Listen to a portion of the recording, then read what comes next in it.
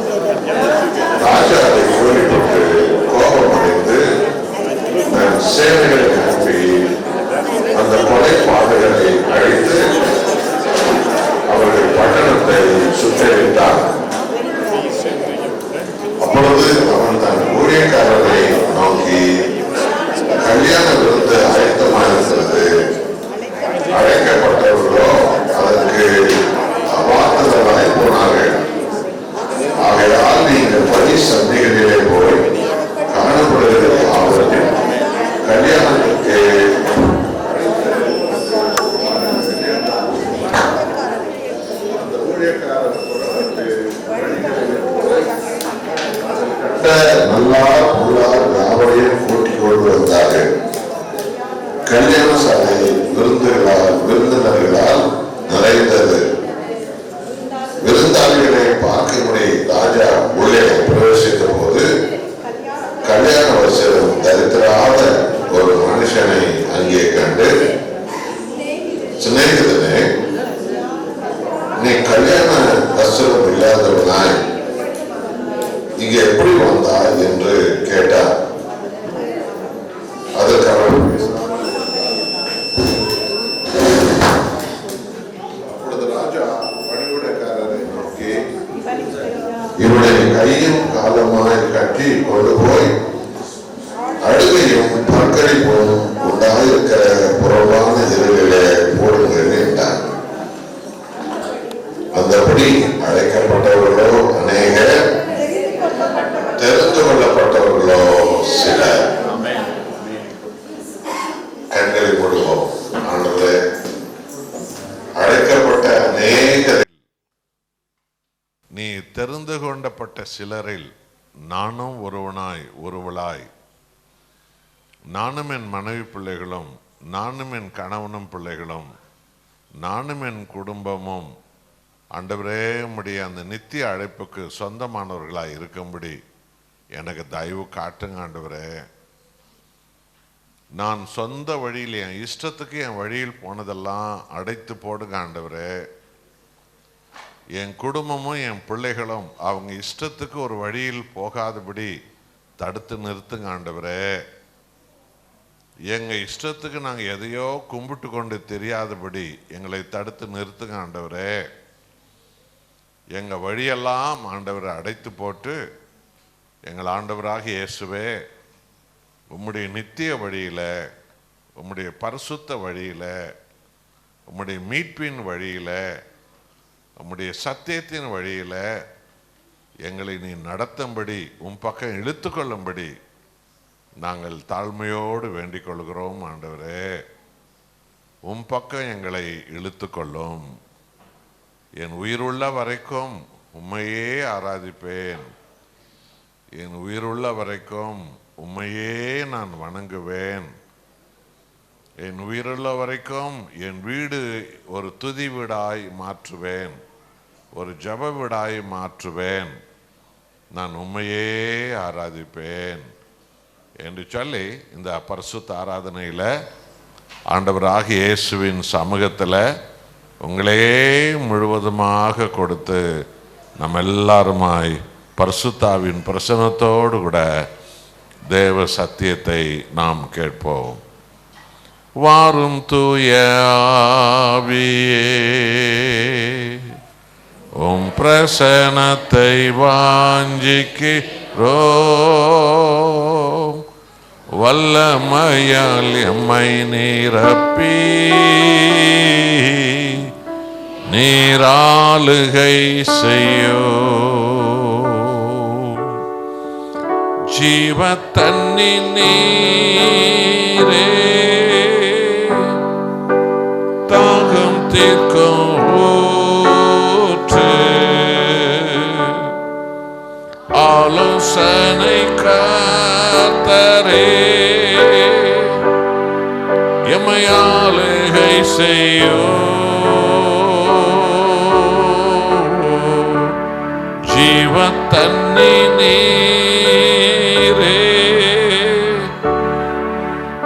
தாகம் தீர்க்கும் ஊற்று, ஆலோசனை கர்த்தரே, எம்மை ஆளுகை செய்யும். வாரும் தூய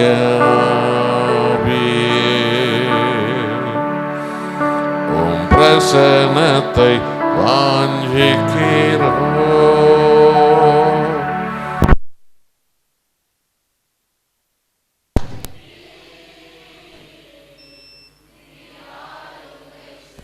செய்யோ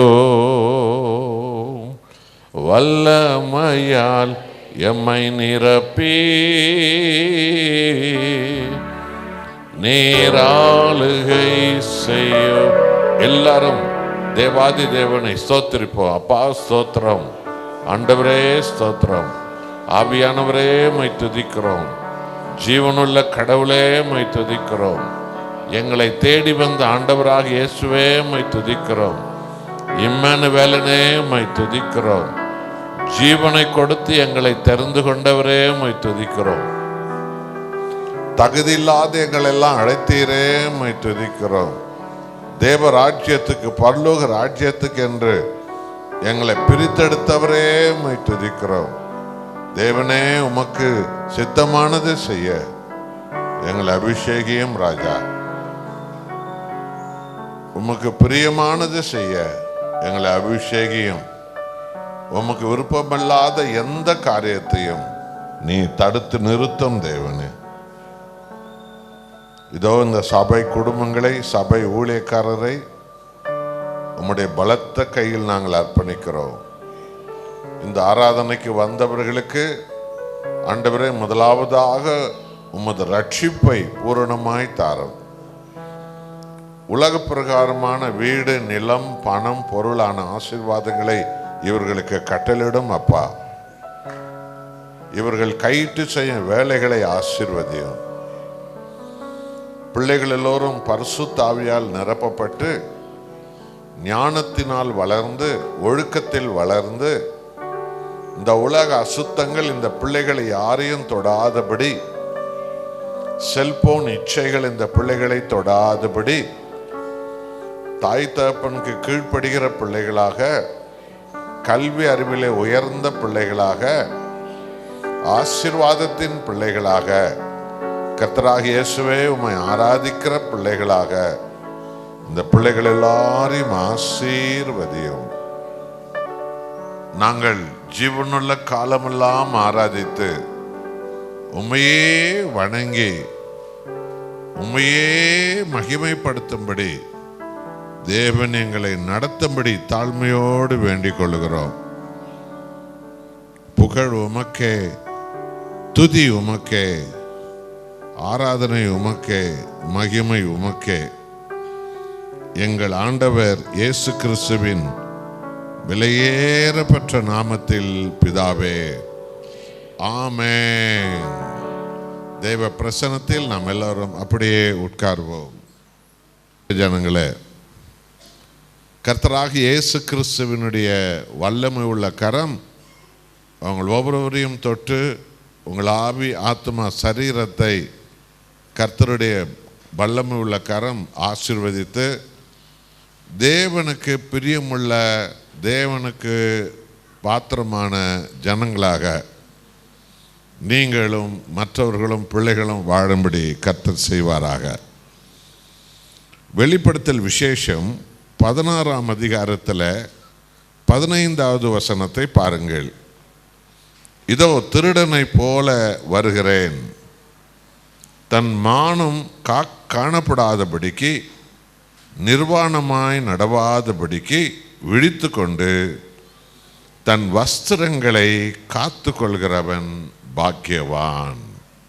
விசுவாசிக்கிறவர்கள் அல்லேலூயா என்று சொல்ல.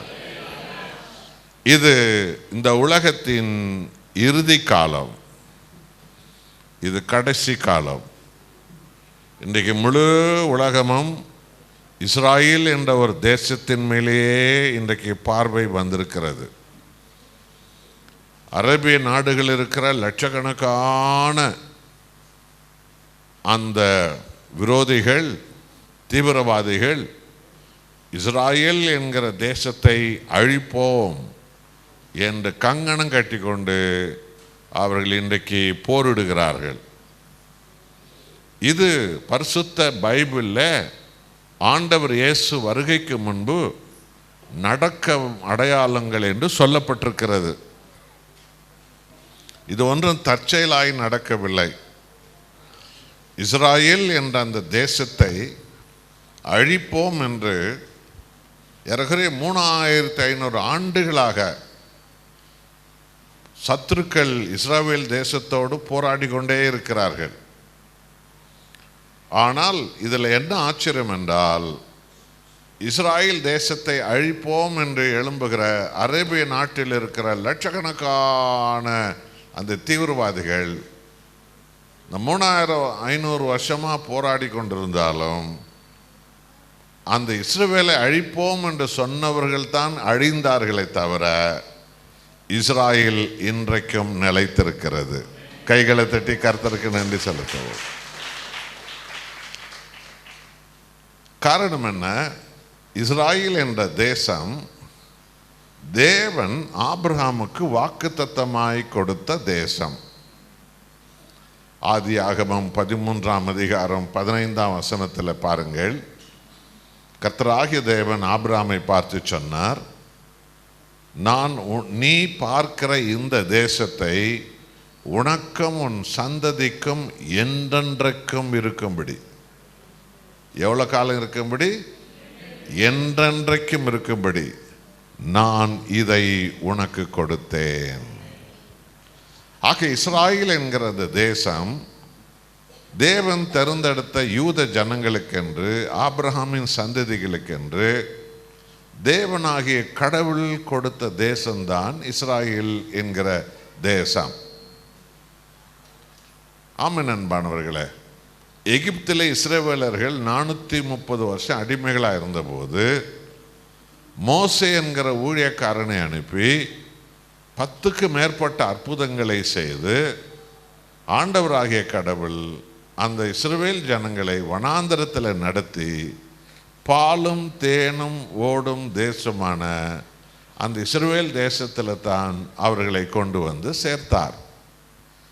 இதைத்தான் இந்த முழு பைபிளும் போதிக்கும். ஆகவே இஸ்ராயேல் என்கிற தேசத்தை தேவன் கொடுத்த தேசம். இஸ்ராயேல் மக்களுக்கு, யூத ஜனங்களுக்கு, அந்த இஸ்ராயேல் மக்கள் என்றால் தேவனுக்கென்று தெரிந்து கொள்ளப்பட்டவர்கள் என்று அர்த்தம். தேவன் ஆபிரகாமின் சந்ததியை தனக்கென்று தெரிந்து கொண்டார். அவர் மகிமையை சொல்ல, அவரே தேவன் என்று சொல்ல. அவரே தேவன், அவருக்கு ஈடானது எதுவுமே இல்லை, அவருக்கு மேலானது எதுவுமே இல்லை, அவருக்கு சமமானது எதுவுமே இல்லை. அவரே ஆதியும் அந்தமுமான தேவன், அவரே சர்வ சிருஷ்டியின் தேவன். இந்த மகத்துவமுள்ள சத்தியத்தை மனித குலத்துக்கு சொல்ல கர்த்தராகிய தேவன் அந்த ஆபிரகாமின் சந்ததியை தெரிந்து கொண்டார். இன்றைக்கு ஆண்டவராகிய இயேசு கிறிஸ்துவை உலகம் முழுவதும் எண்ண முடியாத கோடி கோடியான ஜனங்கள் இன்றைக்கு இரட்சகராக ஏற்றுக்கொண்டிருக்கிறார்கள். ஆண்டவராகிய இயேசுவை இரட்சகராக ஏற்றுக்கொண்டவர்கள் தான் இன்றைக்கு ஆவிக்குரிய இஸ்ரவேலர்கள். இன்றைக்கு நாம் தான் தேவனுக்கு சாட்சியாய் நிற்கிறவர்கள், தேவனுக்காக வாழ்கிறவர்கள். கர்த்தராகிய இயேசுவே மெய்யான தேவன் என்று உலகமெங்கும் இருக்கிற தெய்வ பக்தி உள்ள எல்லா ஜாதி ஜனங்களுக்கும் அந்த உயிருள்ள தேவனை அறிவிக்கவும் உயர்த்தவும் மகிமைப்படுத்தவும் அழைக்கப்பட்டவர்கள் நாம் தான். நம்மிடத்தில் தான் கர்த்தர் அந்த அழைப்பை கொடுத்திருக்கிறார். அது முதலாவதாக இஸ்ரவேல் இடத்தில் இருந்தது, கொடுக்கப்பட்டது. ஆக அந்த இஸ்ரவேல் ஜனத்திலிருந்து தான் தீர்க்கதரிசிகள் எழுப்பினார். ஆபிரகாம் ஒரு பெரிய தீர்க்கதரிசி. அவர் யார் தெரியுமா? ஒரு யூதன். மோசே ஒரு பெரிய தீர்க்கதரிசி, அவர் ஒரு யூதன். எஸ்ரா ஒரு தீர்க்கதரிசி. எசேக்கியேல் ஒரு பெரிய தீர்க்கதரிசி. எரேமியா ஒரு பெரிய தீர்க்கதரிசி. ஏசாயா ஒரு பெரிய தீர்க்கதரிசி. தானியேல் ஒரு பெரிய தீர்க்கதரிசி. நெகேமியா ஒரு பெரிய தீர்க்கதரிசி. இப்படி மல்கியா வரைக்கும் எல்லாரும் தேவனால் எடுத்து பயன்படுத்தப்பட்ட தீர்க்கதரிசிகள். இவர்கள் எல்லோரும் யூத குடும்பத்திலிருந்தான் வந்தவர்கள். மரியாள் ஒரு யூத பெண். அப்போஸ்தலர்கள் ஒரு யூதர்கள். இவர்கள் எல்லோரும் யூத வம்சத்திலிருந்து வந்தவர்கள். நாம் கையில் வைத்திருக்கிற இந்த புனித பைபிள் மோசே என்கிற அந்த தீர்க்கதரிசி இடத்துல தான், அந்த யூதன் குடும்பத்திலிருந்து வந்தவன் இடத்தில் தான் தேவன் தன் கைப்பட எழுதி கொடுத்தார். அதுதான் இன்றைக்கு உங்கள் எல்லாரிடத்தில் இருக்கிற அந்த புனித பைபிள். ஆக அன்பானவர்களே, யூதர்கள் என்றால், இஸ்ரவேலர்கள் என்றால் தேவனுக்கென்று தெரிந்து கொள்ளப்பட்டவர்கள், chosen one, selected one. தேவன் மெய்யான தேவன் இவரே என்று உலகத்துக்கு சொல்லுகிறவர்கள் அவர்கள்தான். அப்படித்தான் இந்த யூத ஜனங்களை தேவன் தேர்ந்தெடுத்தார். இவர்களிடத்துல தான் மேசியாவான கிறிஸ்து, மீட்பரான கிறிஸ்து, மனித குலத்தை மீட்கிறவராக வருவார் என்று சொல்லி ஆண்டவர் இயேசு பரப்பதற்கு 4000 ஆண்டுகளாக இந்த யூத ஜனங்களிடத்துல தான் அந்த செய்தி சொல்லப்பட்டது, அவர்களிடத்துல தான் இந்த வேதம் கொடுக்கப்பட்டது. அவர்களை கொண்டு தான் உலகில் உள்ள எல்லா தேசங்களுக்கும், எல்லா ஜாதிகளுக்கும், எல்லா இனத்தாருக்கும் மேசியாவான கிறிஸ்து, மனித குலத்தை ரட்சிக்கிற கிறிஸ்து, ஒளியின் கடவுள், ஆவியின் கடவுள், வார்த்தையின் கடவுள் மனித உடல் எடுத்து இந்த உலகத்துக்கு இயேசு கிறிஸ்துவாய் வருவார் என்ற செய்தி இந்த யூதர்களிடத்துல தான் கொடுக்கப்பட்டது. அவர்கள்தான் உலகம் முழுவதும் அந்த செய்தியை அறிவித்து கொண்டே வந்தார்கள். இந்த தீர்க்கதரிசி வழியாக நடந்தது என்ன? அந்த கர்த்தராகிய இயேசு அவர் உலகில் பரப்பதற்கான அடையாளங்கள் கொடுக்கப்பட்டது. ஆதியாகமம் 3ஆம் அதிகாரம் 15ஆம் வசனத்தில், உன் வித்துக்கும் அவள் வித்துக்கும் நான் பகை உண்டாக்குவேன், அவர் உன் தலையை நசுக்குவார். அல்லேலூயா. பார்த்தீர்களா? அந்த மேசியா கிறிஸ்து இயேசு வந்து பாவத்தை நசுக்குவார், சாத்தானின் தலையை நசுக்குவார், சாவை அவர் சாகடிப்பார், மனித குலத்தையே முழுவதும் அவர் மீட்பார் என்ற அந்த மாபெரும் கிறிஸ்துவின் வருகையின் செய்தி முதலாவதாக உலகத்துக்கு சொல்லப்பட்டது. அவர் எப்படிப்பட்டவராயிருப்பார்? ஆதியாகமம் 49ஆம் அதிகாரம் 10வது வசனம், ஆபிரகாமுடைய பேரன் யாக்கோபிடத்தில் சொல்லப்பட்டது, சமாதான கர்த்தர் வருகிறார். பார்த்தீங்களா? பாவத்தினாலே கடவுளை விட்டு தூர போன மனிதனுக்கும் அந்த பரிசுத்த கடவுளுக்கும் ரெண்டு பேரையும் ஒன்றாக சேர்த்து சமாதானம் பண்ணுகிற கர்த்தர் வருகிறார். விசுவாசிக்கிறோம் அல்லேலூயா என்று சொல்ல. ஆம், நம் ஆண்டவராக இயேசு நமது பாவங்களையும் நமது அக்கிரமங்களையும் நமது மீறுதல்களையும் சிலுவையில் ஏற்றுக்கொண்டு ஒருவரும் கண்டிராத பிதாவை சிலுவையின் கீழே கொண்டு வந்தார். கடவுளிடத்தில் போய் சேர முடியாத மனித குலத்தை சிலுவையின் மேலே இயேசு கொண்டு வந்து பிதாவையும் மனித குலத்தையும் சிலுவையில் இயேசு ஒன்றாக சேர்த்து வைத்தார். கைகளை தட்டுகள் ஆறுமா. இதுதான் சமாதானம் கர்த்தர். கடவுளை யாரும் பார்த்ததில்ல, அந்த கடவுளை சிலுவைக்கு கீழே கொண்டு வந்தார் ஆண்டவர் இயேசு. எந்த மனுஷனும் கடவுளை போய் சேர முடியாது. அப்படிப்பட்ட மனித குலத்தை சிலுவையில் பிதாவையும் மனித குலத்தையும் குமாரனான கிறிஸ்து ஒன்றாக சேர்த்து வைத்தார். ஆகவே இயேசுவால் ரட்சிக்கப்பட்ட கழுவப்பட்ட ஒவ்வொரு மக்களும் கடவுளை அப்பா பிதாவே என்று நாம் எல்லோரும் அழைக்கிறோம். அல்லேலூயா. ஆக அன்பானவர்களே, இந்த 4000 வருஷம் காத்திருந்த இந்த யூத ஜனங்கள் மேசியா வருவார் வருவார் என்று தலைமுறையாக காத்திருந்தார்கள். உலகத்தில் வேறு எந்த தேசத்திலும் யாரும் கடவுளை கும்பிடவே இல்லை. இன்ன வரைக்கும் கடவுள் யாரென்றே பல மதங்களுக்கு தெரியவே தெரியாது. அதனால தான் அவங்கெல்லாம் கற்பனை உருவங்களை உண்டாக்குனாங்க. ஒரு இனமும் ஒரு உருவத்தை உண்டாக்குச்சு. இதுவாக இருக்குமா, இப்படியா இருக்குமா, அப்படியா இருக்குமா, அப்படியா இருக்குமா. அதுக்கு பேர் தான் ஐடல் என்று பெயர். ஐடல் என்ற ஆங்கிலத்தில் சொல்லப்படுகிற வார்த்தை தமிழில் விக்கிரகம் என்ற வார்த்தை. இதனுடைய பொருள் என்னவென்றால், இது கற்பனையில் உருவாக்கப்பட்டது. உறுதியாக சொல்லப்பட முடியல. இதுவா கடவுள் தெரியாது. ஒருவேளை இப்படி இருந்திருக்கலாம், இப்படி இருக்கலாம், இப்படி இருக்கலாம் அப்படின்னு சொல்லி கடவுள் சொன்னால் மனுஷனுக்கு 2 கை இருக்கும். கடவுள்னா அவர் ரொம்ப பெரிய வேலைலாம் பண்ணுறாருல, 6 கை கூட வச்சுக்கலாம். ஏன்னா அவர் நிறைய வேலை பண்ணணுன்ற இப்படி கற்பனையிலே உருவங்களை செய்து உலகம் முழுவதும் உள்ள எல்லா மதத்தினரும் இன்றைக்கும் கடவுள் யாருன்னு இன்ன வரைக்கும் கண்டுபிடிக்க முடியல. அதனால தான் அவங்களுக்கு விருப்பமான உருவங்களெல்லாம் செஞ்சு வச்சுன்னு அவங்கவுங்க கும்பிட்டுங்கிறாங்க. ஆனால் கடவுள் யாருன்னு இன்னும் யாருக்குமே தெரியாது. ஆனால் அந்த கடவுள் யார், அந்த தெய்வம் யார் என்று தெரிந்தவர்கள் யூதர்கள் தான். இன்றைக்கு தெரிந்து வைத்திருக்கிறவர்கள் கிறிஸ்தவர்களாகிய நாம் தான். விசுவாசிக்கிறவர்கள் அல்லேலூயா சொல்லுங்கள். ஆக அந்த மேசியா வருவார். அவர் வரும்போது என்ன நடக்கும் உலகில்? ஆண்டவர் இயேசு பிறப்பதற்கு 3000 ஆண்டுகளுக்கு முன்பே ஒரு அடையாளம் சொல்லப்பட்டது. என்னாகமம் 24ஆம் அதிகாரம் 17வது வசனம். என்னாகமம் 24:17 என்ன சொல்லப்பட்டது?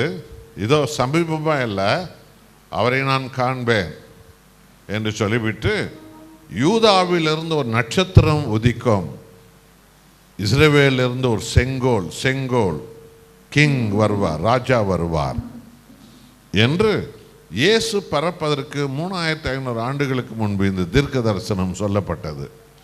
என்னாகமம் 24ஆம் அதிகாரம் 17வது வசனத்தில். சரி, அவர் எப்படி பிறப்பார்?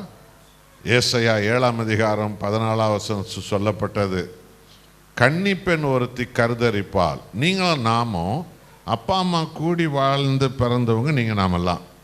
இன்றைக்கும் உலகத்தில் ஒரு குழந்தையும் கணவன் மனைவியும் கூடி வாழ்கிறதுனால பிறக்கிறது தான் ஒரு பிள்ளையும். ஆனால் இந்த உலக ரட்சகரோ கணவன் தொடர்பு இல்லாத ஒரு பெண், அவள் கருதரித்து ஒரு மகனை பெற்றெடுப்பாள். ஏசாயா 7ஆம் அதிகாரம் 14வது வசனத்தில் தேவன் சொன்னார், கன்னிப்பெண் ஒருத்தி கருதரித்து ஒரு மகனை பெற்றெடுப்பாள், அவருக்கு இம்மானுவேல் என்று அவரை அழைப்பார்கள். இம்மானுவேல் என்றால் மத்தேயு 1 அதிகாரம் 23வது வசனம், தேவன் நம்மோடு. கைகளை தட்டகல்லாருமா? பார்த்துருங்களா? சர்வத்தை உண்டாக்கிய தேவன், மனித குலத்தை உண்டாக்கிய தேவன் நம்மில் வாசம் என்ன, நம் இதயத்தில் வாசம் என்ன, நம்மை போல மனித உடல் எடுத்து கிறிஸ்து இயேசு இந்த உலகத்துக்கு வந்தார். அதான் கன்னி மரியாள் என்ற வாலிப பெண்ணுடைய கருப்பையில் பரிசுத்த ஆவியின் வழியாய் கிறிஸ்து உற்பவித்து இதோ இயேசு இந்த உலகத்துக்கு வந்தார். அவள் மரியாளும் யோசேப்பும் கூடி வாழ்ந்து பிறந்தவரல்ல இயேசு. மரியாள் திருமணத்துக்கு முன்னமையே பரிசுத்த ஆவியால் நிரப்பப்பட்டு அந்த பரிசுத்த மகனாக ஆண்டவராக இயேசுவை மரியாள் பெற்றெடுத்தாள். ஆக இது இயேசு பிறப்பதற்கு 750 ஆண்டுகளுக்கு முன்பு சொல்லப்பட்டது. அந்த பிறக்கிற இயேசு உலகத்தின் பாவங்களை, சாபங்களை, நோய்களை, துக்கங்களை, துயரங்களை, சாவை ஏற்றுக்கொண்டு மனித குலத்துக்கு ரட்சிப்பை தருவார், பரலோகத்தை தருவார் என்று சொல்லி ஏசாயா 53ஆம் அதிகாரம் முழுவதும் அவர் சிலுவை பாடுகளை பற்றி இயேசு பிறப்பதற்கு 750 ஆண்டுகளுக்கு முன்பே அந்த சிலுவை பாடுகளையும், அவர் அடக்கம் பண்ணப்படுவதும், அவர் 3வது நாள் உயிரோடு எழுவதும் அவர்களுக்கு சொல்லப்பட்டது. அதோடு மாத்திரமல்ல, இயேசு பிறப்பதற்கு 1000 வருஷங்களுக்கு முன்பு வாழ்ந்த தானியேல் தீர்க்கதரிசியை கொண்டு உலக இரட்சகர் இயேசு அந்த யூத ஜனங்களால் புறக்கணிக்கப்பட்டு எருசலேமுக்கு வெளியிலே கொலை செய்யப்படுவார்கள் என்ற செய்தியை இயேசு பிறக்க 1000 வருஷங்களுக்கு முன்னமையே தானியேல் தீர்க்கதரிசி வழியாக சொல்லப்பட்டது. தானியேல் 9ஆம் அதிகாரம் 26-27 வசனத்தை பாருங்க. மேசியாவான கிறிஸ்து எருசலேமுக்கு வெளியிலே அவர் கொலை செய்யப்படுவார். ஆக அன்பான தேவ ஜனங்களே, இப்படி இந்த காத்திருந்த ஜனங்கள் ஆண்டவர் இயேசு இந்த உலகில் மனித உடலில் வந்தபோது அந்த ஜனங்கள் அவரை ஏற்றுக்கொள்ளாமல் போனார்கள்.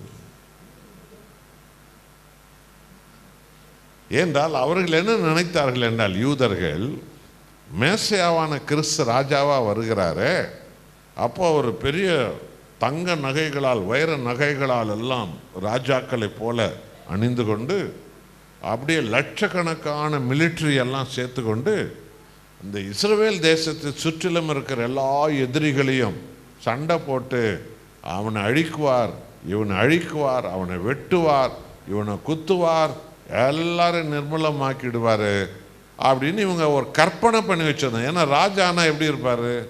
இப்படி தானே இருப்பார். அப்படின்னு இவெல்லாம் ஒரு கற்பனை பண்ணி வச்சிருந்தானுங்க. ஆனால் இந்த மகிமையின் ராஜாவோ எளிமையின் கோலத்தில் இந்த உலகத்துக்கு தன்னை வெளிப்படுத்தினார். அவர் பாவம் எனும் எதிரிகளை அழித்தார், சாபம் எனும் எதிரிகளை அழித்தார், வியாதி எனும் எதிரிகளை அழித்தார், அக்கிரமம் எனும் எதிரிகளை அழித்தார். அவர் ஒவ்வொருவரையும் அவர் தேடி சென்றார். பரலோக ராஜ்யம் உங்களுடையது என்று சொல்லி ஏழை எளிய மக்கள் மத்தியில் போய் அறிவித்தார். இதைத்தான் இந்த யூத மத தலைவர்களும் யூதர்களும் ஏற்றுக்கொள்ளாமல் போனார்கள். அவர்களுடைய சுயம் அவர்கள் கண்களை மறைத்தது, அவருடைய ஜாதி பெருமை அவர்கள் கண்களை மறைத்தது, அவர்கள் பாரம்பரியம் அவர்கள் கண்களை மறைத்தது. அந்த மேசியாவான கிறிஸ்துவை அவர்கள் ஏற்றுக்கொள்ளவே இல்லை. அவரை அவர்கள் புறக்கணித்தார்கள். கொந்தளிக்கிற கடலோடு இயேசு பேசினார். உலக சரித்திரத்தில் கொந்தளிக்கிற கடலோடு யாருமே பேசினதில்லை. ஆபிரகாமிலிருந்து மோசஸ்லேருந்து யாரும் பேசினதில்லை. ஏன் இந்தியாவில் இருக்கிற எந்த மத புத்தகத்திலையும் ஒரு கடலோடு ஒருத்தர் பேசினார் என்ற வார்த்தை கிடையவே கிடையாது. ஆண்டவர் கொந்தளிக்கிற கடலோடு பேசினார், அடங்கு என்றார். கடலை பார்த்து கடல் அடங்கியது. கைகளை தட்டுங்க. கர்த்தராகிய இயேசு காற்றோடு பேசினார். பலத்த புயல் காற்று வீசுகிறது. இயேசு காற்றுக்கு கட்டளையிடுகிறார், அமைதலாயிரு என்றார். காற்று அமைதலாய் போனது. ஆண்டவராய் இயேசு மரத்தோடு பேசினார். கனி கொடுக்காத அத்தி மரத்தை பார்த்து உன்னிடத்தில் யாரும் கனியை தேடாதிருக்கட்டும் என்றார். அந்த மரம் வேரோடு போய் காய்ந்து விட்டது. ஆண்டவராய் இயேசு பிணத்தோடு பேசினார். செத்து 4 நாளாய் கல்லறையிலே நாற்றம் எடுக்கிற பிணம். அந்த பிணத்தை பார்த்து லாசருவே நான் சொல்லுகிறேன் வா வெளியில என்றார். அந்த பிணம் உயிரோடு வந்தது. ஒரு வாலிப பெண் செத்து போன பிள்ளைகளை இயேசு எழுப்பினார். ஒரு வாலிபனை பாடையில் கொண்டு போகும்போது நான் சொல்லுகிற எழுந்திரு என்றார். பிணத்தோடு பேசின தீர்க்கதரிசி உலகத்தில் யாருமே இல்லை. கடலோடு பேசினது யாருமே இல்லை. காற்றோடு பேசினது யாரும் இல்லை. ஏன் இவைகளோடு எல்லாம் அவர் பேசினார்? ஏனால் கடலை உண்டாக்கினவரும் காற்றை உண்டாக்கினவரும் மனிதனை உண்டாக்கினவரும் மரம் செடி கொடி உண்டாக்கினவரும் அவரே. ஹல்லேலூயா. பாவிகளை மன்னித்தார், பாவிகளை அழிக்கவில்லை இயேசு. ஆனால் யூதர்களோ பாவிகளை கல்லால் அடித்து கொலை செய்வதே தன் தொழிலாக வச்சிருந்தாங்க. ஆனால் ஆண்டவர் இயேசுவோ அவர்களை மன்னித்தார், அவர்களுக்கு ஒரு புது வாழ்வு கொடுத்தார். இனி பாவம் செய்யாமல் இருப்போ என்றார். பார்த்தீங்களா, தெய்வத்தினுடைய அன்பு பாவிகளை அழிக்க அவர் வரவில்லை, பாவிகளை மீட்க வந்தார். அதனால தான் இன்னைக்கு நீங்கள் நாமெல்லாம் இங்கே உட்கார்ந்து இருக்கிறோம். பாவிகளை மாத்திரம் அவர் அழிக்கிறவராக இருந்திருந்தா நம்ம யாரும் இப்போ உயிரோடவே இருக்க மாட்டோம். நம்ம செஞ்ச பாவத்துக்கு எப்போவோ சாவு வந்திருக்கோம். இதை நினைச்சு அல்லேலூயா சொல்லுங்க எல்லாரும். உணர்ந்து பாருங்க. ஆண்டவர் இயேசு உன்னை விடுவித்தார், உன்னை விடுவித்தார், உன்னை விடுவித்தார், நம்மை விடுவித்தார், நம்மை தப்புவித்தார், நம்மை மன்னித்தார், நமக்கு ஒரு புது வாழ்வு தந்தார். ஆகவே அன்பான தேவ பிள்ளைகளே, அவர் தந்த இந்த இரக்கத்தின் வாழ்வை நீ அசட்டை பண்ணி வாழாத, அவரை புறக்கணித்து வாழாத. அக்கிரமத்துக்காக, அநியாயத்துக்காக, பொன்னாசுக்காக, மண்ணாசுக்காக, இச்சைக்காக, சினிமாவுக்காக, சீரியலுக்காக, உலகத்துக்காக, பணத்துக்காக, சுயநலத்துக்காக நீ அடிமைப்பட்டு ஆண்டவர் இயேசுவை மறுதலிச்சு நீ வாழ்ந்துடாத. உண்மையான மனம் திரும்புதலோடு நீ வாழ வேண்டும். ஆகவே ஆண்டவராக இயேசுவை 4,000 வருஷம் காத்திருந்த யூதர்கள், இஸ்ரவேலர்கள் புறக்கணித்தார்கள். அவரை சிலுவையிலே கொலை செய்தார்கள். சிலுவையில் இயேசு தன் உயிரை கொடுப்பதற்கு முன்பு, நல்ல கவனிங்க, ஆண்டவர் இயேசு சிலுவையில் தன் உயிரை கொடுப்பதற்கு முன்பு யாருக்கு பிரசங்கித்தார், யாருக்கு தன்னை வெளிப்படுத்தினார்? அது ரொம்ப முக்கியம். மத்தேயு 10ஆம் அதிகாரத்தில் 6வது வசனம் ஒருத்தர் எடுத்து வாசிங்க. மத்தேயு 10ஆம் அதிகாரத்தில் 6வது வசனம். சீஷர்களை பார்த்து ஆண்டவர் இயேசு சொல்றார், காணாமல் போன ஆடுகளாகிய இஸ்ரவேல் ஜனங்களுக்கு போங்க. பாத்தீங்களா? ஏன்னா அவங்க தானே 4000 வருஷமா காத்திருக்கிறாங்க. அவங்களுக்கெல்லாம் போய் நற்செய்தி அறிவியுங்கள், மேசியாவான கிறிஸ்து வந்து விட்டார் என்று சொல்லி இந்த 4000 வருஷமா காத்திருந்த ஜனங்களுக்கு போய் அறிவியுங்கள். அதனால தான் அப்போஸ்தலருக்கு சொல்றாரு, காணாமல் போன ஆடுகளான இஸ்ரவேல் ஜனங்களிடத்துக்கு போங்கள். மத்தேயு 15ஆம் அதிகாரத்தில் ஒரு கானானிய பெண், அதாவது கிரேக்க இனத்தை சார்ந்தவ. அப்போ இஸ்ரவேல் தேசத்தில் கிரேக்கர்கள் என்று கொஞ்சம் பேர் இருந்தாங்க, அம்மோனியர்கள் அரேபியர்கள் என்று கொஞ்சம் பேர் இருந்தாங்க, அமலேக்கர்கள் அவங்களும் அரேபியர்கள் தான் கொஞ்சம் பேர் இருந்தாங்க.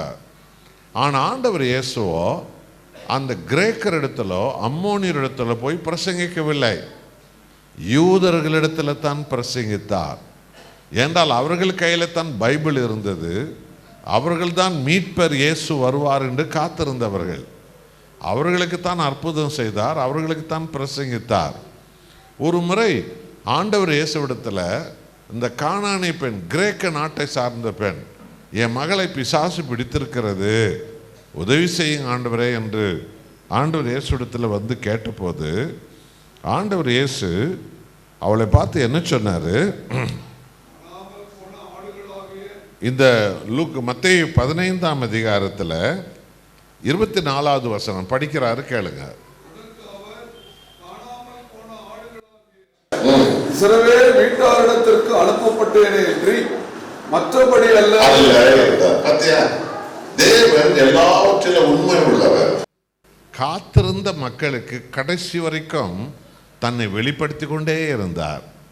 அந்த கானானிய பெண் இடத்துல சொல்றாரு, நானும் காணாமல் போன ஆடுகளான இஸ்ரவேல் வீட்டாரிடத்துக்கே நான் அனுப்பப்பட்டேன். முதல்ல அவங்களுக்கு தான் நான் வந்து ரட்சிப்பை அறிவிக்கணும், ஏன்னா அவங்க தான் எனக்காக காத்திருந்தவங்க என்று அவர் சொல்லும்போது அந்த பொண்ணு சொல்கிறா, ஆனாலும் ஆண்டவரே எனக்கு உதவி செய்யுங்க ஆண்டவரே, என் மகளை பிசாசு பிடிச்சிருக்கிறது, அவளை விடுவீங்க ஆண்டவரே, உதவி செய்யுங்கன்னு கேட்கும்போது திரும்ப 26வது வசனம் என்ன சொல்றாரு பாருங்க. பார்த்தீங்களா? பிள்ளைகளின் அப்பம். யார் பிள்ளைகள்? யாரு? இஸ்ரவேலர்கள், யூதர்கள். பிள்ளைகளுடைய அப்பத்தை எடுத்து நாய்க்குட்டிகளுக்கு போடலாமா அப்படின்னு சொல்றார். நல்லா புரிஞ்சுக்குங்க. பிள்ளைகளின் அப்பம். அப்போ வேத சத்தியம் யாருக்கு? பிள்ளைகளுக்கு. உனக்குத்தான் ஆண்டவர் அப்பம் வச்சிருக்கிறார், நித்திய அப்பம். உங்களுக்கு தான் ஆண்டவர் சுகம் வச்சிருக்கிறார், உங்களுக்கு தான் ஆண்டவர் பரலோகத்தை வச்சிருக்கிறார், உங்களுக்கு தான் ஆசீர்வாதத்தை வச்சிருக்கிறார், உங்களுக்கு தான் விடுதலை வச்சிருக்கிறார், உங்களுக்கு தான் அற்புத சுகத்தை வச்சிருக்கிறார், உனக்கு தான் புது வாழ்வை வச்சிருக்கிறார். ஆண்டவர் முதல்ல அவர் பிள்ளைகளுக்கு வச்சிருக்கிறார் எல்லாத்தையும்.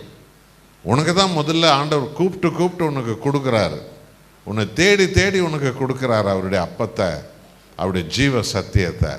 இதை தான் அந்த பொண்ணுக்கு சொல்கிறாரு, எம்மா பிள்ளைகளின் அப்பத்தை ரொட்டி எடுத்து சாப்பாடு எடுத்து நாய்க்குட்டிகளுக்கு போடலாமா? எதுக்கு அவளை பார்த்து அவர் அப்படி சொன்னார்?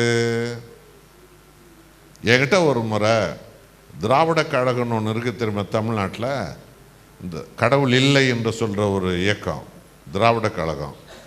அந்த திராவிட கழக தலைவர் திரு வீரமணி அவர்கள் இப்போ இருக்கிறார். அவர் ரொம்ப பண்பான மனுஷான, அவர் ரொம்ப பண்பானவங்க, அவங்கெல்லாம் கண்ணியமானவங்க அவங்கெல்லாம். இந்த மதவாதிகள் சொல்கிற கடவுளெல்லாம் கடவுள் இல்லைன்றவங்க அவங்கெல்லாம். ஏன்னா அவன் தானே ஜாதி வித்தியாசத்தை உண்டாக்குனா, உயர்ந்தவன் தாழ்ந்தவன் சொல்லி ஜனங்களை கேவலப்படுத்துகிறானே, அதனால் அவன் சொல்கிறதெல்லாம் கடவுள் இல்லைடா அப்படி தான். அதுதான் அவங்க கொள்கை, வேற ஒன்றும் அவங்க கொள்கை கிடையாது. அப்போ அவர் ஒரு முறை என்னை சந்தித்த போது என்கிட்ட இந்த கேள்வி கேட்டார். அவர் சொன்னார், நான் டெய்லி பைபிள் படிக்கிறேன். யார்? திராவிட கழக தலைவர் சொல்கிறாருங்க. நான் டெய்லி நீங்கள் படிக்கிறீங்களோ இல்லையோ, உங்கள் உட்காந்துக்கிறவங்க நீங்கள்லாம் படிக்கிறீங்களோ இல்லையோ, அதுக்காக நீங்கள்லாம் வெக்கப்படுங்க. கடவுள் இல்லைன்னு சொல்கிற இயக்கத்தின் தலைவர் சொல்கிறாரு, என்னை பார்த்து சொன்னார், நான் ஒரு முறையும் ஊருக்கு ட்ராவல் பண்ணும் போதெல்லாம் 10 ஹவர் 8 ஹவர்னு காரில் போகும்போதெல்லாம் நான் புனித பைபிளை தான் படிச்சுன்னு போவேன். எங்கெல்லாம் மீட்டிங் நடக்குதோ அங்கெல்லாம் நான் காரில் உட்காந்து அதை கேட்டிருக்கிறேன். ஏன் உங்கள் மீட்டிங்கை நான் பல முறை வந்து கேட்டிருக்கிறேன்.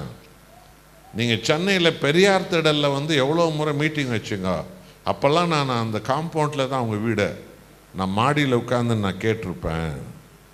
ஒரு பிரசங்க நான் விட மாட்டேன்.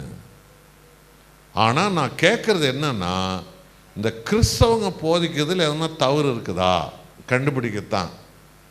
ஆனால் நான் கேட்பேன். உண்மையில் பாராட்டுக்குரிய விஷயங்க, கிறிஸ்தவனுங்களே ஒழுங்காக பைபிள் படிக்கிறதில்ல. பைபிள் படிக்காத கிறிஸ்தவனுங்க 95 பேர் இருக்கிறாங்க. அதுக்காக முதல்ல நீங்கள் வெக்கப்படணும், மனம் திரும்பணும். திராவிட கழக தலைவர் சொல்கிறாரு, நான் ட்ராவல் பண்ணும் போதெல்லாம் பைபிள் தான் படிக்குவேன்னு. அல்லேலூயா சொல்லுங்க எல்லாரும். அவர் ஒரு கேள்வி கேட்டார். கர்த்தர் நல்லவர், இரக்கமுள்ளவர், அன்புள்ளவர், தயவுள்ளவர், மனதிற்கும் உள்ளவர், மன்னிக்கிறவர், தாய் மறந்தாலும் நான் மறப்பதில்லை என்று சொன்னவர். இவ்வளோ விஷயம் சொல்கிறாரு பாருங்க திராவிட கழக தலைவர். இப்படிப்பட்ட தெய்வம் ஒரு பொண்ணு வந்து என் மகளை பிசாசு பிடிச்சிருக்குது விடுவீங்கன்னு கேட்டபோது, பிள்ளைகளுக்கு போடுற ரொட்டியை நாய்க்குட்டிகள் போடலாமான்னாரு. அவள் மூஞ்சில் காரி துப்புற மாதிரி இருந்துச்சே, இப்படி ஏன் சொன்னாருன்னு கேட்டார். நல்ல கேள்வி தானே, என்ன அருமையான கேள்வி இல்லை? அப்போ நான் அதுக்கு விளக்கி சொன்னேன். அவர் அப்படி ஆச்சரியப்பட்டார். ஓ, அதனால தான் அப்படி சொன்னாரா அப்படின்னு ஆச்சரியப்பட்டார், சந்தோஷப்பட்டார். கர்த்தர் இயேசு சொன்னது சரிதானாரு. கடைசியில் என்ன சொன்னேன் என்றால், இந்த கிரேக்கர்கள் அந்த காலத்தில் அசுத்த ஆவிகளை வணங்கி கொண்டிருந்தவர்கள். அவங்க என்ன செய்வாங்கன்னா, முதலாவது பிறந்த பிள்ளைய அந்த அசுத்த ஆவிகளுக்கு, பாதாள பேய்களுக்கு என்று படைச்சிருவாங்க. இந்த புள்ள உனக்குத்தான் அப்படின்னு பாதாள ஆவிகளுக்கு கொடுத்துருவாங்க. அந்த புள்ள வாலிப வயசு வந்த உடனே அந்த பிள்ளைய கொண்டு போய் காடுகளில் கழுத்தை வெட்டி பலியிடுவாங்க, நரபலி கொடுப்பாங்க. இரக்கமே இல்லாதவங்க குழந்தைகளை, தான் சொந்த பிள்ளைய, அது மகனா மகளா இருக்கட்டுங்க, அந்த பிள்ளைய கழுத்தை வெட்டி அந்த அசுத்தாவிகளுக்கு பலியிடு. இன்றைக்கி இந்தியாவில் எத்தனை லட்சக்கணக்கான பேர் இப்படி பண்ணிங்கிறான் தெரியுமா? பிசாசின் ஆவிகள் உன் பிள்ளைய எனக்கு பலி கொடு அப்படின்னு சொல்லுது. அதான் சாத்தானின் ஆவிகள். இப்படி தான் இருந்தவங்க கிரேக்கர்கள். அதனால் இவங்க இரக்கம் இல்லாத இவங்க. இந்த நாய்ங்க தான் குட்டி போடும்போது ஒரு குட்டியை நாய் கடிச்சிருமா, கொன்னுடுமா. அதனால் இந்த கிரேக்கர்கள் அந்த காலத்தில் வாழ்ந்த யூதர்கள் நாய்கள் என்று சொன்னார்கள். இப்போ இந்த அம்மா பொண்ணு பிசாசு பிடிச்சிருக்குதான். எதுக்கு? அந்த பொம்பளை பிள்ளைய இவ பிறந்த உடனே பிசாசுக்குன்னு கொடுத்துட்டு இருந்தா. அதனால தான் பிசாசு அவன் மகளை பிடிச்சிருந்தது.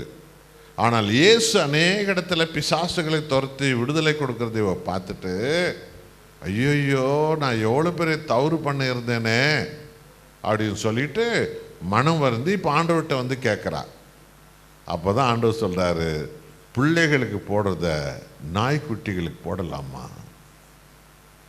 ஆம், உன் கடந்த கால தவறு உனக்கு ஒரு நாள் ஆண்டவர் உணர்த்துவார். நீ உணரணும், நீ மனம் திரும்பணும்.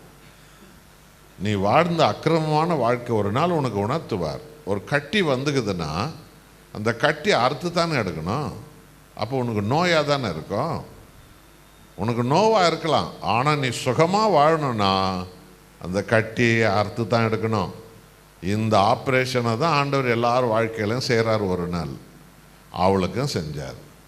அந்த பொண்ணும், என்ன ஆண்டவரை என்ன நாய் பேயின்றீங்க, போங்க நீங்களாம் வேணாம், ஒன்றும் வேணாம், நான் போகிறேன் அப்படின்னு போயிடல பாருங்க. அவ என்ன சொல்றா, ஆண்டவரே பிள்ளைகள் மேஜையில் உட்கார்ந்து சாப்பிடும்போது அந்த மேஜையிலேருந்து விழுகிற ரொட்டி துண்டுகளை இந்த நாய்கள் தானே சாப்பிட ஆண்டவரே.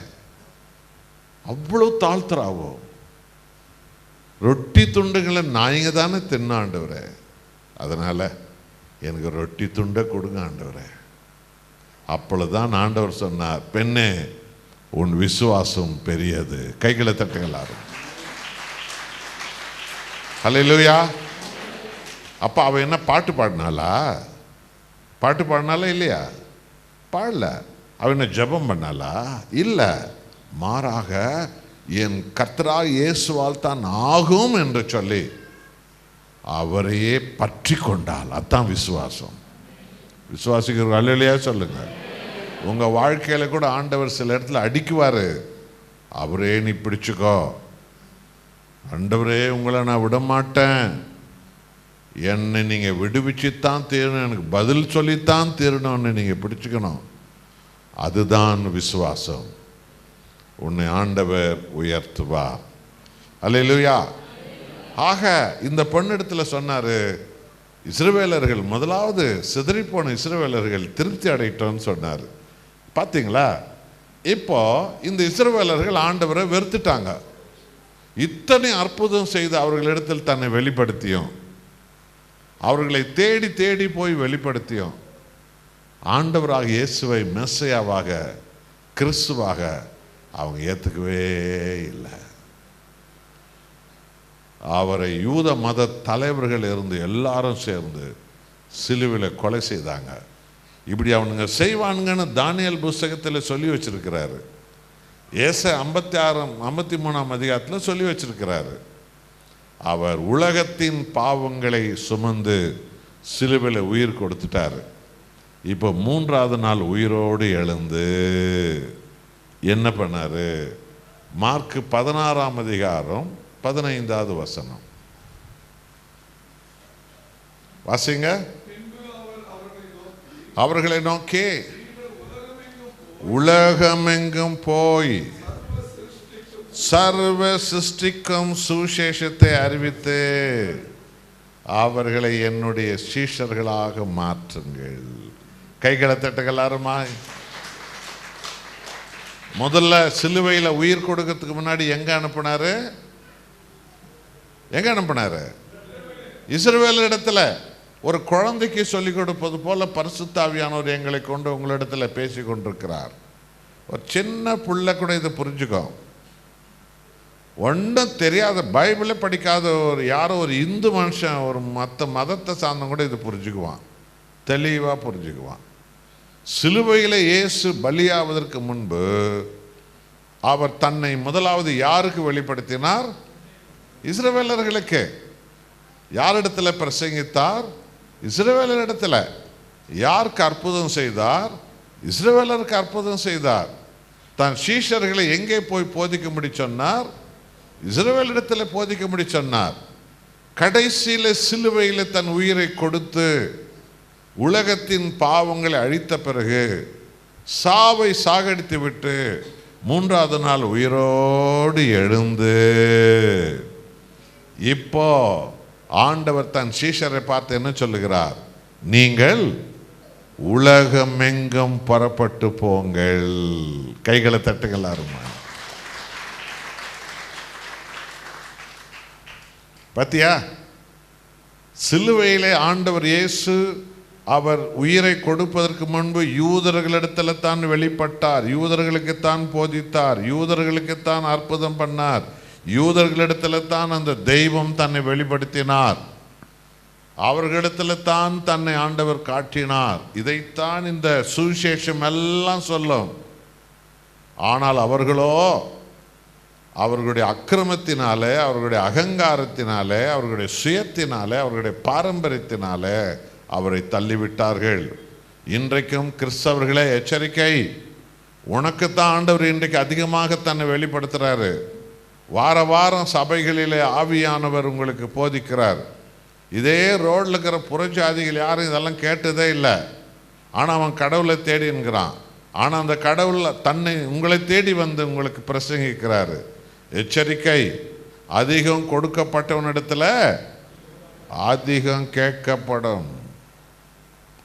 அதிகம் கொடுக்கப்பட்டவனிடத்துல அதிகம் அடிக்கப்படும். மறந்துடக்கூடாது. நீ ஏனோ தானோன்னு அசட்டை ஆடக்கூடாது.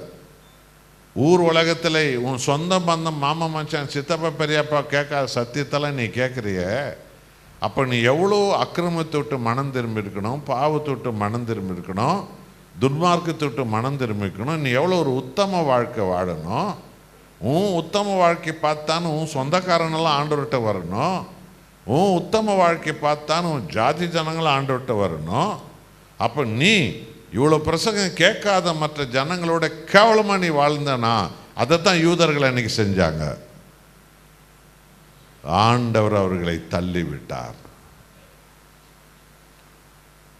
அன்பானவர்களே, இப்போ உயிர்த்தெழுந்த இயேசு சொல்றாரு, உலகமெங்கும் புறப்பட்டு போய் எல்லா இனத்தாருக்கும் இயேசுவின் நாமத்தை அறிவித்து பிதா குமாரன் பரிசுத்த ஆவியால் அவர்களுக்கு ஞானஸ்நானம் கொடுத்து, மத்தேயு 28ஆம் அதிகாரத்தில் 19-20, அவர்கள் எல்லோரையும் என்னுடைய சீடர்களாக மாற்றுங்கள்.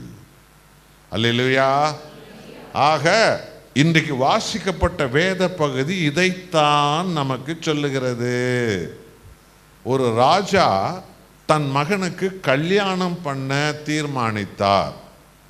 கல்யாணம் என்பது ஒரே முறை தான் நடக்கும். ஆக இந்த ராஜா தன் மகனுக்கு கல்யாணம் பண்ண முடிவெடுத்து அந்த கல்யாணத்துக்கென்று விதவிதமான பிரியாணிகள், விதவிதமான சாப்பாடுகள், விதவிதமான உணவுப் பொருட்களெல்லாம் அந்த மகாராஜா தயாரித்து விட்டு அந்த நாட்டு மக்களை போய் அந்த விருந்துக்கு வாருங்கள் என்று அழைக்கிறார். ரட்சிப்பின் விருந்துக்கு வாங்க, பரலோக விருந்துக்கு வாங்க, ஆசீர்வாத விருந்துக்கு வாங்க, மன்னிப்பின் விருந்துக்கு வாங்க, விடுதலையின் விருந்துக்கு வாங்க, சுகபலமாய் வாழக்கூடிய விருந்துக்கு வாங்க, அனுதினமும் உங்களுக்கு விருந்து வைப்பேன், அந்த கல்யாண விருந்துக்கு வாங்க என்று சொல்லி மகாராஜா தேசத்து ஜனங்களெல்லாம் அழைக்கிறார். என்ன நடக்கிறது என்றால், ஒரு சிலர் சொல்கிறாங்க, நாங்களாம் வர முடியாதுயா, நாங்களாம் வயலில் வேலை பார்க்க போனோம். ஒரு குரூப் சொல்கிறாங்க. ஒரு குரூப் சொல்கிறாங்க, நாங்கள் ஆடு மாடுங்களெல்லாம் கொஞ்சம் பரிசோதிக்க போனோம். ஒரு குரூப் சொல்கிறாங்க. கூப்பிடுறது யார்? மகாராஜா. யார் கூப்பிடுறது? மகாராஜாங்க. அவங்க மகன் கல்யாணத்துக்கு கூப்பிட்றாரு, விருந்து கூப்பிட்றாரு, சாப்பிட்றதுக்கு வாங்கன்னு கூப்பிட்றாரு. உங்களுக்கெல்லாம் ராஜரீக சாப்பாடு பண்ணி வச்சுருக்கிறேன், என் தேசத்து ஜனங்களை வாங்கன்னு கூப்பிட்டாரு. இவனுங்கெல்லாம் ஒருத்தனும் இல்லை, நான் நிலத்தை பார்க்கணும். நிலத்தை டெய்லி பார்க்கலாம், கல்யாணம் டெய்லி நடக்காதுல்ல. மாடை பார்க்கணும், இல்லை மாடை டெய்லி பார்க்கலாம், கல்யாணம் தினமும் நடக்காது இல்லை. இல்லை நான் அவனை பார்க்கணும், இவனை பார்க்கணும், அதை பார்க்கணும், இதை பார்க்கணும்னு எல்லாரும் சொல்லிட்டாங்க. இதில் ரொம்ப கொடுமை என்னன்னு சொன்னால், மகாராஜாவுடைய மகனுக்கு கல்யாணம், அந்த பரலோக விருந்துக்கு உங்களை கூப்பிட்றாரு மகாராஜா, வாங்கயான்னு கூப்பிட்டா என்ன படித்தோம்? ஒரு சிலர் அப்படி கூட போனவங்களே அடித்து கொலை பண்ணிட்டானுங்களாம். யோசனை பண்ணி பார்த்தீங்களா?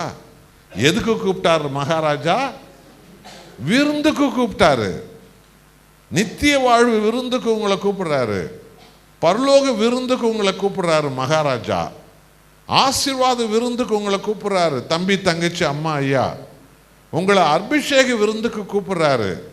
ஒரு வெற்றி வாழ்க்கையின் விருந்துக்கு உங்களை கர்த்தர் கூப்பிடுறாரு, மகாராஜா கூப்பிடுறாரு. இவனுங்க ஒன்னொன்னு சாக்கு போக்கு சொன்னது இல்லாமல் ஒரு சிலர் என்ன பண்ணிட்டாங்களாம், இந்த கூப்பிட போனவங்களே பிடிச்சி அவனை அடித்து, அவனை கத்தியால் குத்தி, ஈட்டியால் குத்தி, சவுத்தில் போய் அடித்து பாரு. யோசிச்சு பாருங்க, சாப்பிட்றதுக்கு வாப்பான்னு கூப்பிட்டவனை யோசனை பண்ணி பார்த்தீங்களா? அவங்களெல்லாம் கொலை பண்ணாங்களாம், அடிச்சாங்களாம். இதை கேட்டு ராஜா கோபம் அடைந்து, பார்த்தீங்களா? அப்ப என்ன சொல்றார் ராஜானா, நீ ரோட்டு ஓரத்தில் இருக்கிற ஜனங்களை போய் கூட்டின்னு வா, வயல்வெளி கிடக்கிற ஜனங்களை போய் கூட்டின்னு வா, இந்த புதரில் இருக்கிற ஜனங்களை போய் கூட்டின்னு வா, இந்த ஏழை எளிய ஜனங்களை போய் கூட்டின்னு வா, இந்த நொண்டி முடவர் குருடர் இவங்களெல்லாம் கூட்டின்னு வா, நீ அவங்கள போய் கூட்டின்னு வா, இவங்கள போய் கூட்டின்னு வான்னு சொல்லி இப்போ ராஜா என்ன பண்ணுறாருன்னா, இந்த ரோடு ஓரத்தில், இந்த வயல்வெளி கிட்ட, இந்த புதரில், இந்த குழியில், இந்த குப்பையில், இந்த குடிசையில் நொண்டி குருடன் முடவன் இவனெல்லாம் போய் கூப்பிட ராஜா அனுப்பினார். இப்போ அந்த கல்யாண விருந்துக்கு கூப்பிட்ட மகாராஜா வந்து கூப்பிட்ட போது அவரை இவனுங்க சிலுவையில் அடித்து கொண்டானுங்கல்ல, அதனால மகாராஜா இப்போ என்ன பண்ணிட்டாருன்னா, இந்த ரோடு ஓரத்தில், புதரில், குப்பையில், சாக்கடையில், சாவில், குருடனா, நொண்டியா, முடவனா, அங்கே இங்கே கேவலமான இடத்துல இருந்த எல்லாரையும் கூப்பிட்டாரு. அவங்கெல்லாம் யார் தெரியுமா? அவங்கள தான் நீங்களும் நாமளும். கைகளை தட்டுகளாரு. புரியுதா? புரியுதா உங்களுக்கு? புரிஞ்சிச்சா உங்களுக்கு? நாமெல்லாம் இந்த பைபிளை எடுக்கிறதுக்கு முன்னாடி எங்கே இருந்தோம் சொல்லுங்க? உன் ஃப்ரெண்டுங்கெல்லாம் யார்? ரோட்டில் இருக்கிற போர்க்கிங்க தான், ரவுடிங்க தான், குடிகாரம் தான்.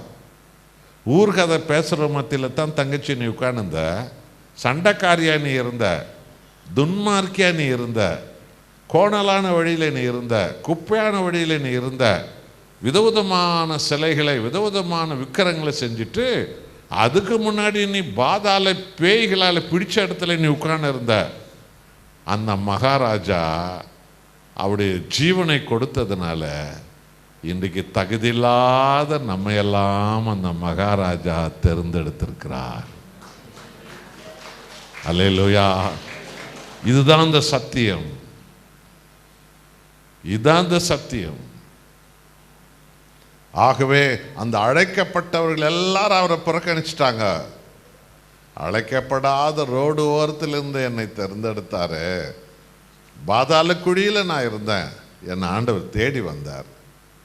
குப்பையில் நீங்கள் இருந்தீங்க, சாக்கடையில் நீங்கள் இருந்தீங்க, கேவலமான இடத்துல நீ இருந்த, காரி துப்புற இடத்துல நீ இருந்த.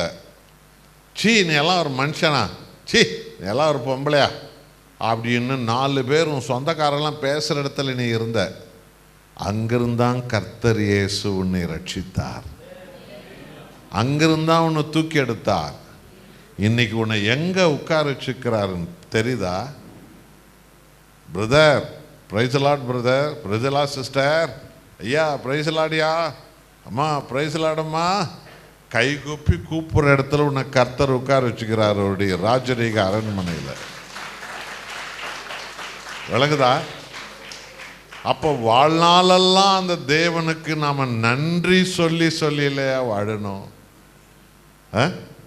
தேவனே நான் தகுதி இல்லாத, நான் இங்கே வந்து உட்கார்ந்தேனே, இங்கே இல்லை, என்னுடைய 47 வருஷ ஊழியத்தில் நான் எந்த உலகத்தில் நான் போகாத சர்ச்சே இல்லை. நான் எந்த இடத்துல போனாலும் என்ன அந்த போதகர்கள் ஐயா வாங்கயா, ஐயா வாங்கயா, இங்கே உட்காருங்கயான்னு உட்கார வைக்கும் போது நான் உட்கார்ந்தோடனே முதல்ல என் கர்த்தருக்கு, என் தேவனுக்கு நான் சொல்கிற ஒரு வார்த்தை என்ன தெரியுமா? தேவனே, தகுதி இல்லாத இடத்துல நான் இருந்தேன், நீ சிலுவையில் சிந்த ரத்தத்தால் எனக்கு இந்த தகுதியை நீர் கொடுத்தீர். இப்போ இங்கே உட்காரும் போது கூட உட்கார்ந்தோன்னு நான் ஒரு நிமிஷம் அதான் சொல்லுவேன், நான் ஒரு காலத்தில் பாதாள குழியில் இருந்தேன், ஆண்டவரே என்னை தேடி வந்தீரே, எனக்கு இந்த கனமுள்ள இடத்தை நீங்கள் தானே கொடுத்தீங்க ஆண்டவரே, நமக்கு கோடி நன்றி ஆண்டவரே என்று தான் நான் முதல்ல அந்த நாற்காலியில் உட்காருவேன். இன்ன வரைக்கும் எங்களை ஆண்டவர் உலகத்தில் ரொம்ப கனமான இடத்துல தான் உட்கார வச்சுங்கிறார். யோசனை பண்ணி பாருங்க, சிந்திச்சு பாருங்க. தகுதியற்ற நம்ம எல்லாம் தேவன் தேடி வந்தார். ஆக மகாராஜாவின் கல்யாணம் நடக்க போகுது.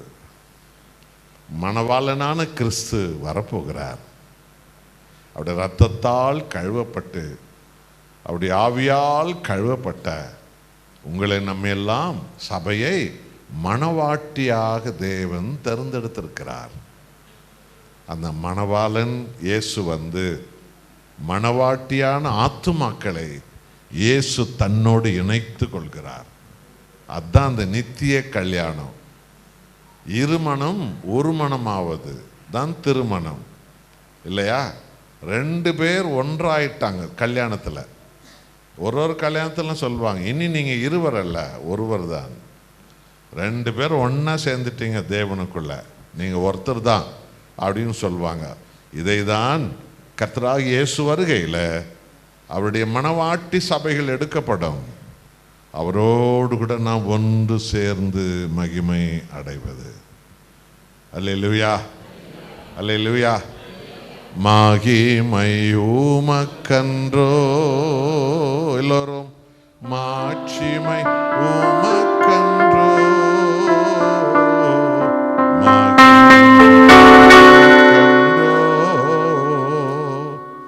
மாட்சிமை உமக்கன்றோ, துதியும் புகழும் ஸ்தோத்திரமோ தூயவர் உமக்கன்றோ,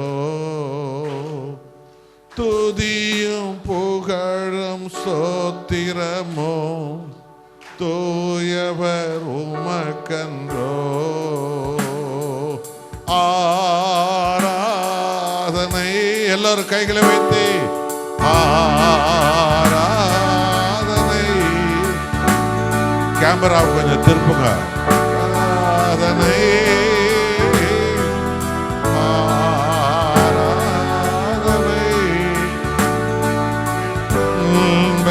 இயேசுவுக்கு,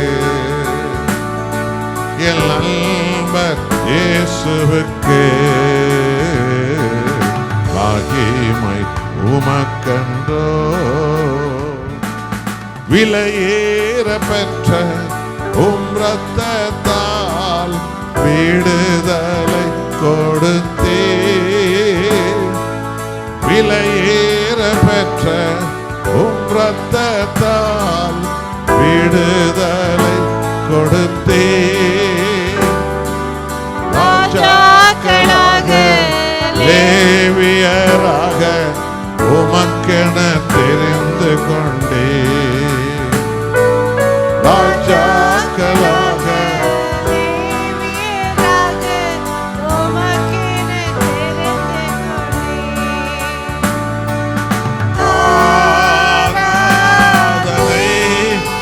கைகளை வைத்து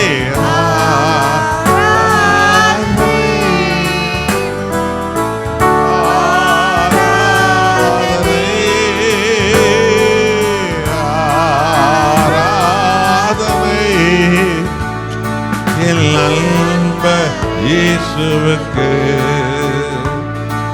என் நண்பர் இயேசுவுக்கு மகிமை உமக்கன்றோ. இப்போதும் இருக்கின்ற இனிமேலும் வருகின்ற எங்கள் ராஜாவே, இப்போதும் இருக்கின்ற இனிமேலும் வருகின்ற எங்கள் ராஜாவே, உம் நாம வாழ்க, உம் அரசு வருக, உம் சித்தம் நிறைவேறுக. எல்லாரும் உம் நாம வாழ்க, உம் அரசு வருக, உம் சித்தம் நிறைவேறுக. எல்லாரும் ஆராதனை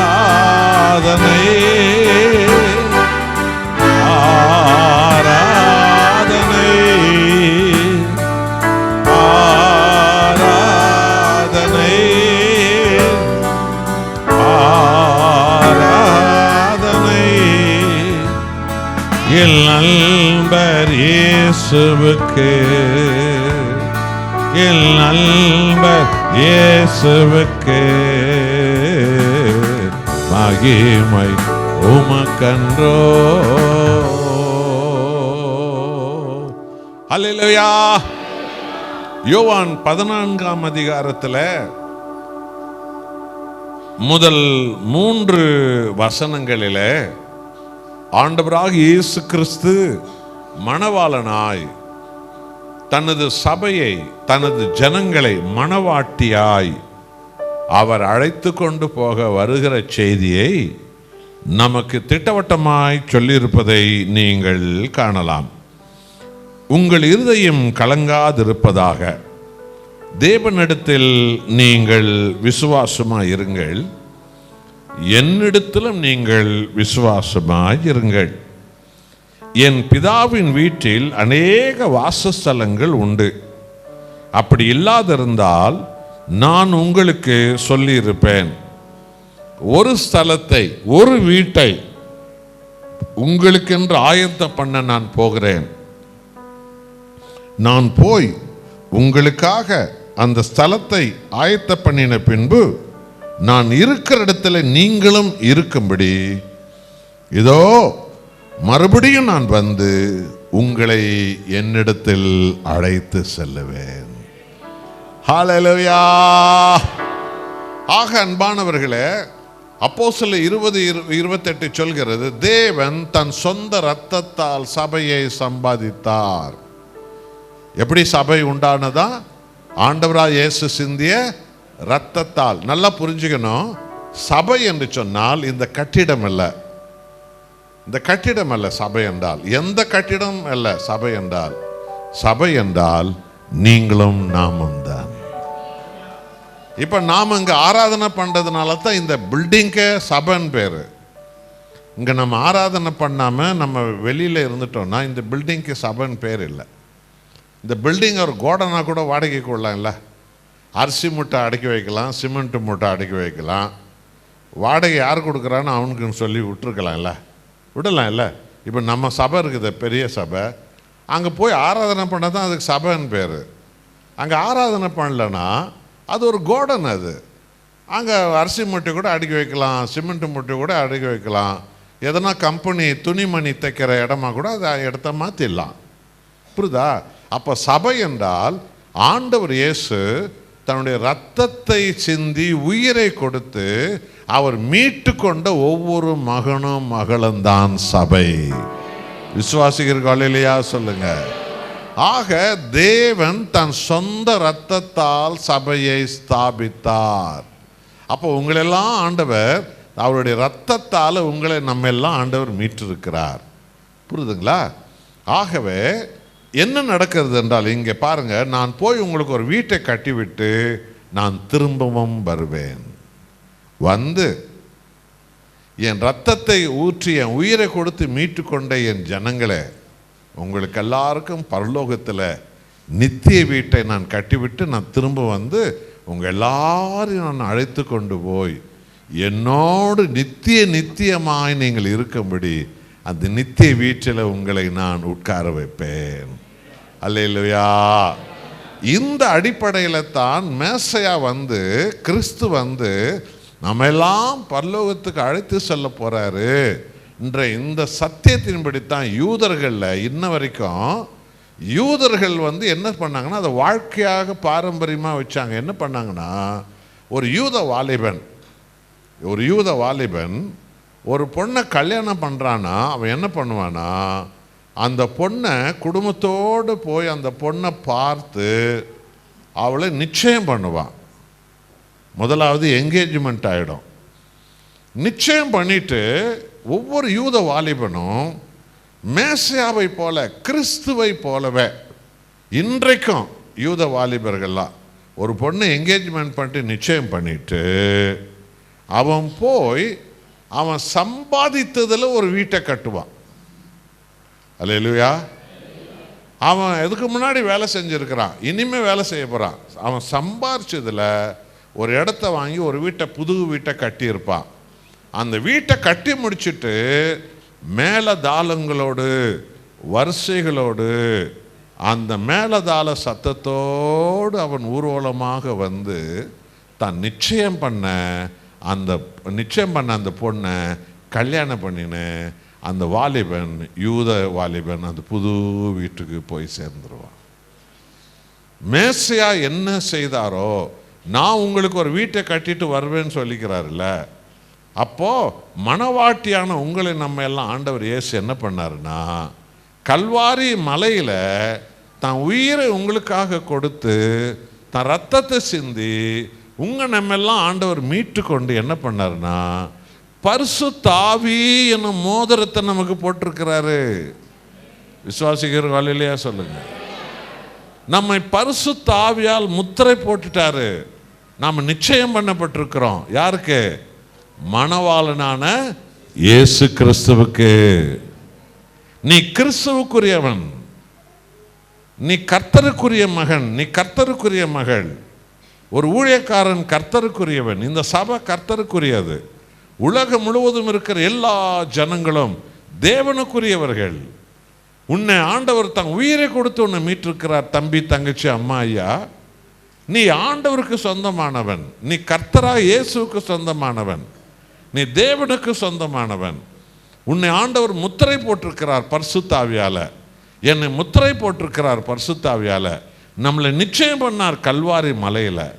நிச்சயம் பண்ணிட்டு இப்போ கணவனான இந்த மணவாளன் என்ன பண்ணாருன்னா, நிச்சயம் பண்ண சபைக்கு சொல்றாரு, நான் போய் பரலோகத்தில் உங்களுக்கு நித்திய வீட்டை கட்டிவிட்டு நான் திரும்பவும் வந்து உங்கள் எல்லோரையும் அந்த நித்திய வீட்டுக்கு நான் அழைத்து செல்லுவேன். கைகளை பலமாக தட்டி ஆண்டவருக்கு நாம் நன்றி சொல்லுவேன். அப்போ உங்களை கல்யாணம் எல்லாம் இருக்கிறீங்களா, உங்களை என்கேஜ்மெண்ட் பண்ணதுலேருந்து கொஞ்சம் யோசனை பண்ணி பாருங்கள். உங்களை என்கேஜ்மெண்ட் ஆச்சே, அதை கொஞ்சம் யோசனை பண்ணி பாருங்களேன். அந்த என்கேஜ்மெண்ட் ஆனது உங்களுக்கு ஒரு பரவசமாக தான் இருக்கும். புரியுதா?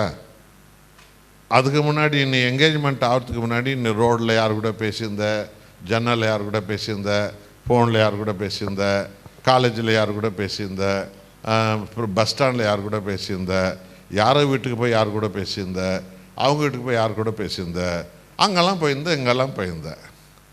ஆனால் உன்னை என்கேஜ்மெண்ட் பண்ண உடனே உன் அம்மா அப்பா உன்னை அங்கே இங்கே போக விட மாட்டாங்க. கண்டவங்ககிட்ட நீ ஃபோனில் பேசுறதுக்கு விட மாட்டாங்க. ஏன்னா அது அவங்களுடைய கடமை.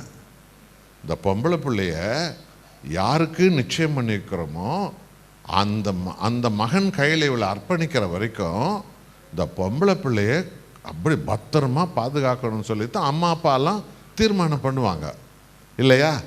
அப்போ என்கேஜ்மெண்ட் ஆனதுலேருந்து அந்த பொண்ணு யார் நினைவாக இருக்கும் சொல்லுங்க? யார் நினைவாக இருக்கும்? உன்னை யார் என்கேஜ்மெண்ட் பண்ணாரோ அவர் யோசனை தானே இருப்ப. ஒரு டெலிஃபோன் ட்ரிங்னா உடனே அவர் தான் இருக்கணும்னு போய் எடுக்குவேன்.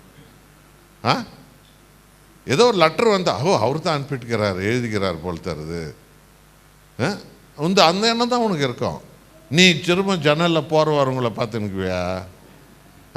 யாருக்கிட்டே கண்டவங்ககிட்ட பேசினுக்குவியா?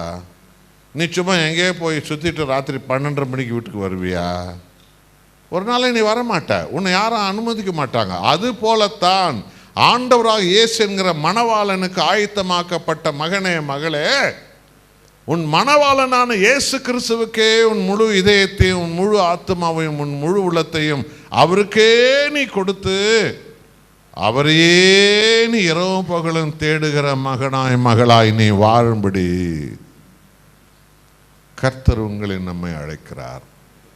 2 கொரிந்தியர் 11ஆம் அதிகாரத்தில் 2வது வசனம் படிங்க ஒருத்தர். ரொம்ப முக்கியமான செய்திக்கு இப்ப நம்ம வர்றோம். 2 கொரிந்தியர் 11:2வது வசனம். நான் உங்களை கேளுங்க, நான் உங்களை கற்புள்ள கன்னிகையாக கிறிஸ்து என்னும் ஒரே புருஷனுக்கு நியமித்தபடியால் உங்களுக்காக நான் வழிகாட்டிக் கொண்டிருக்கிறேன்.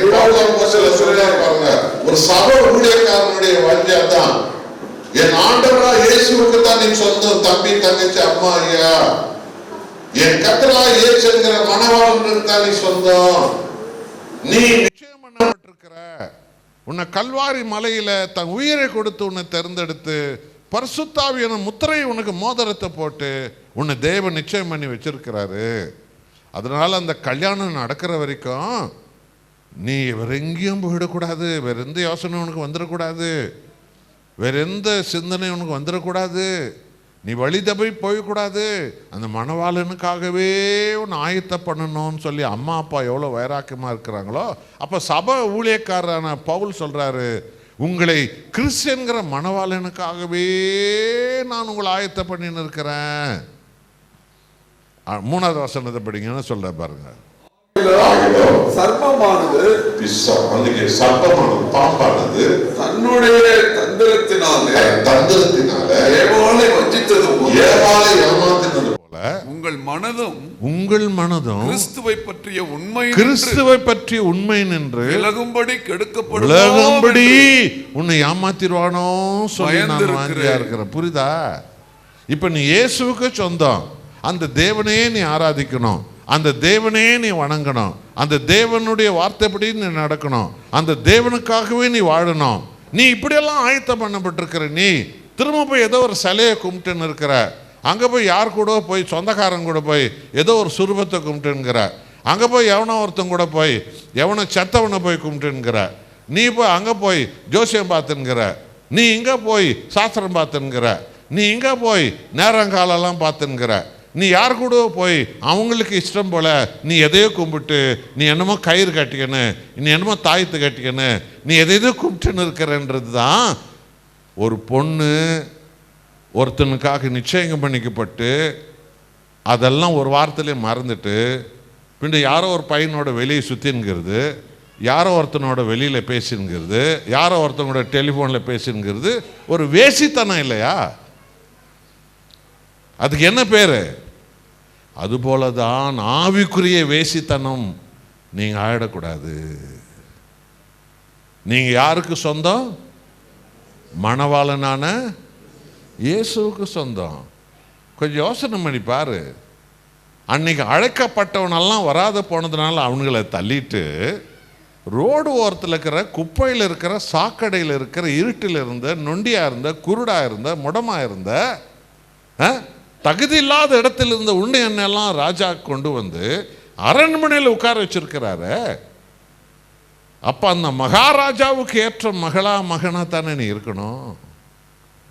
நீ திரும்பவும் கழுவப்பட்ட பன்றி திரும்பவும் பாவ சேத்துல போய் படுத்துக்கின மாதிரி, கக்கினதை நாய் திரும்பவும் தின்ன மாதிரி நீ போகலாமா?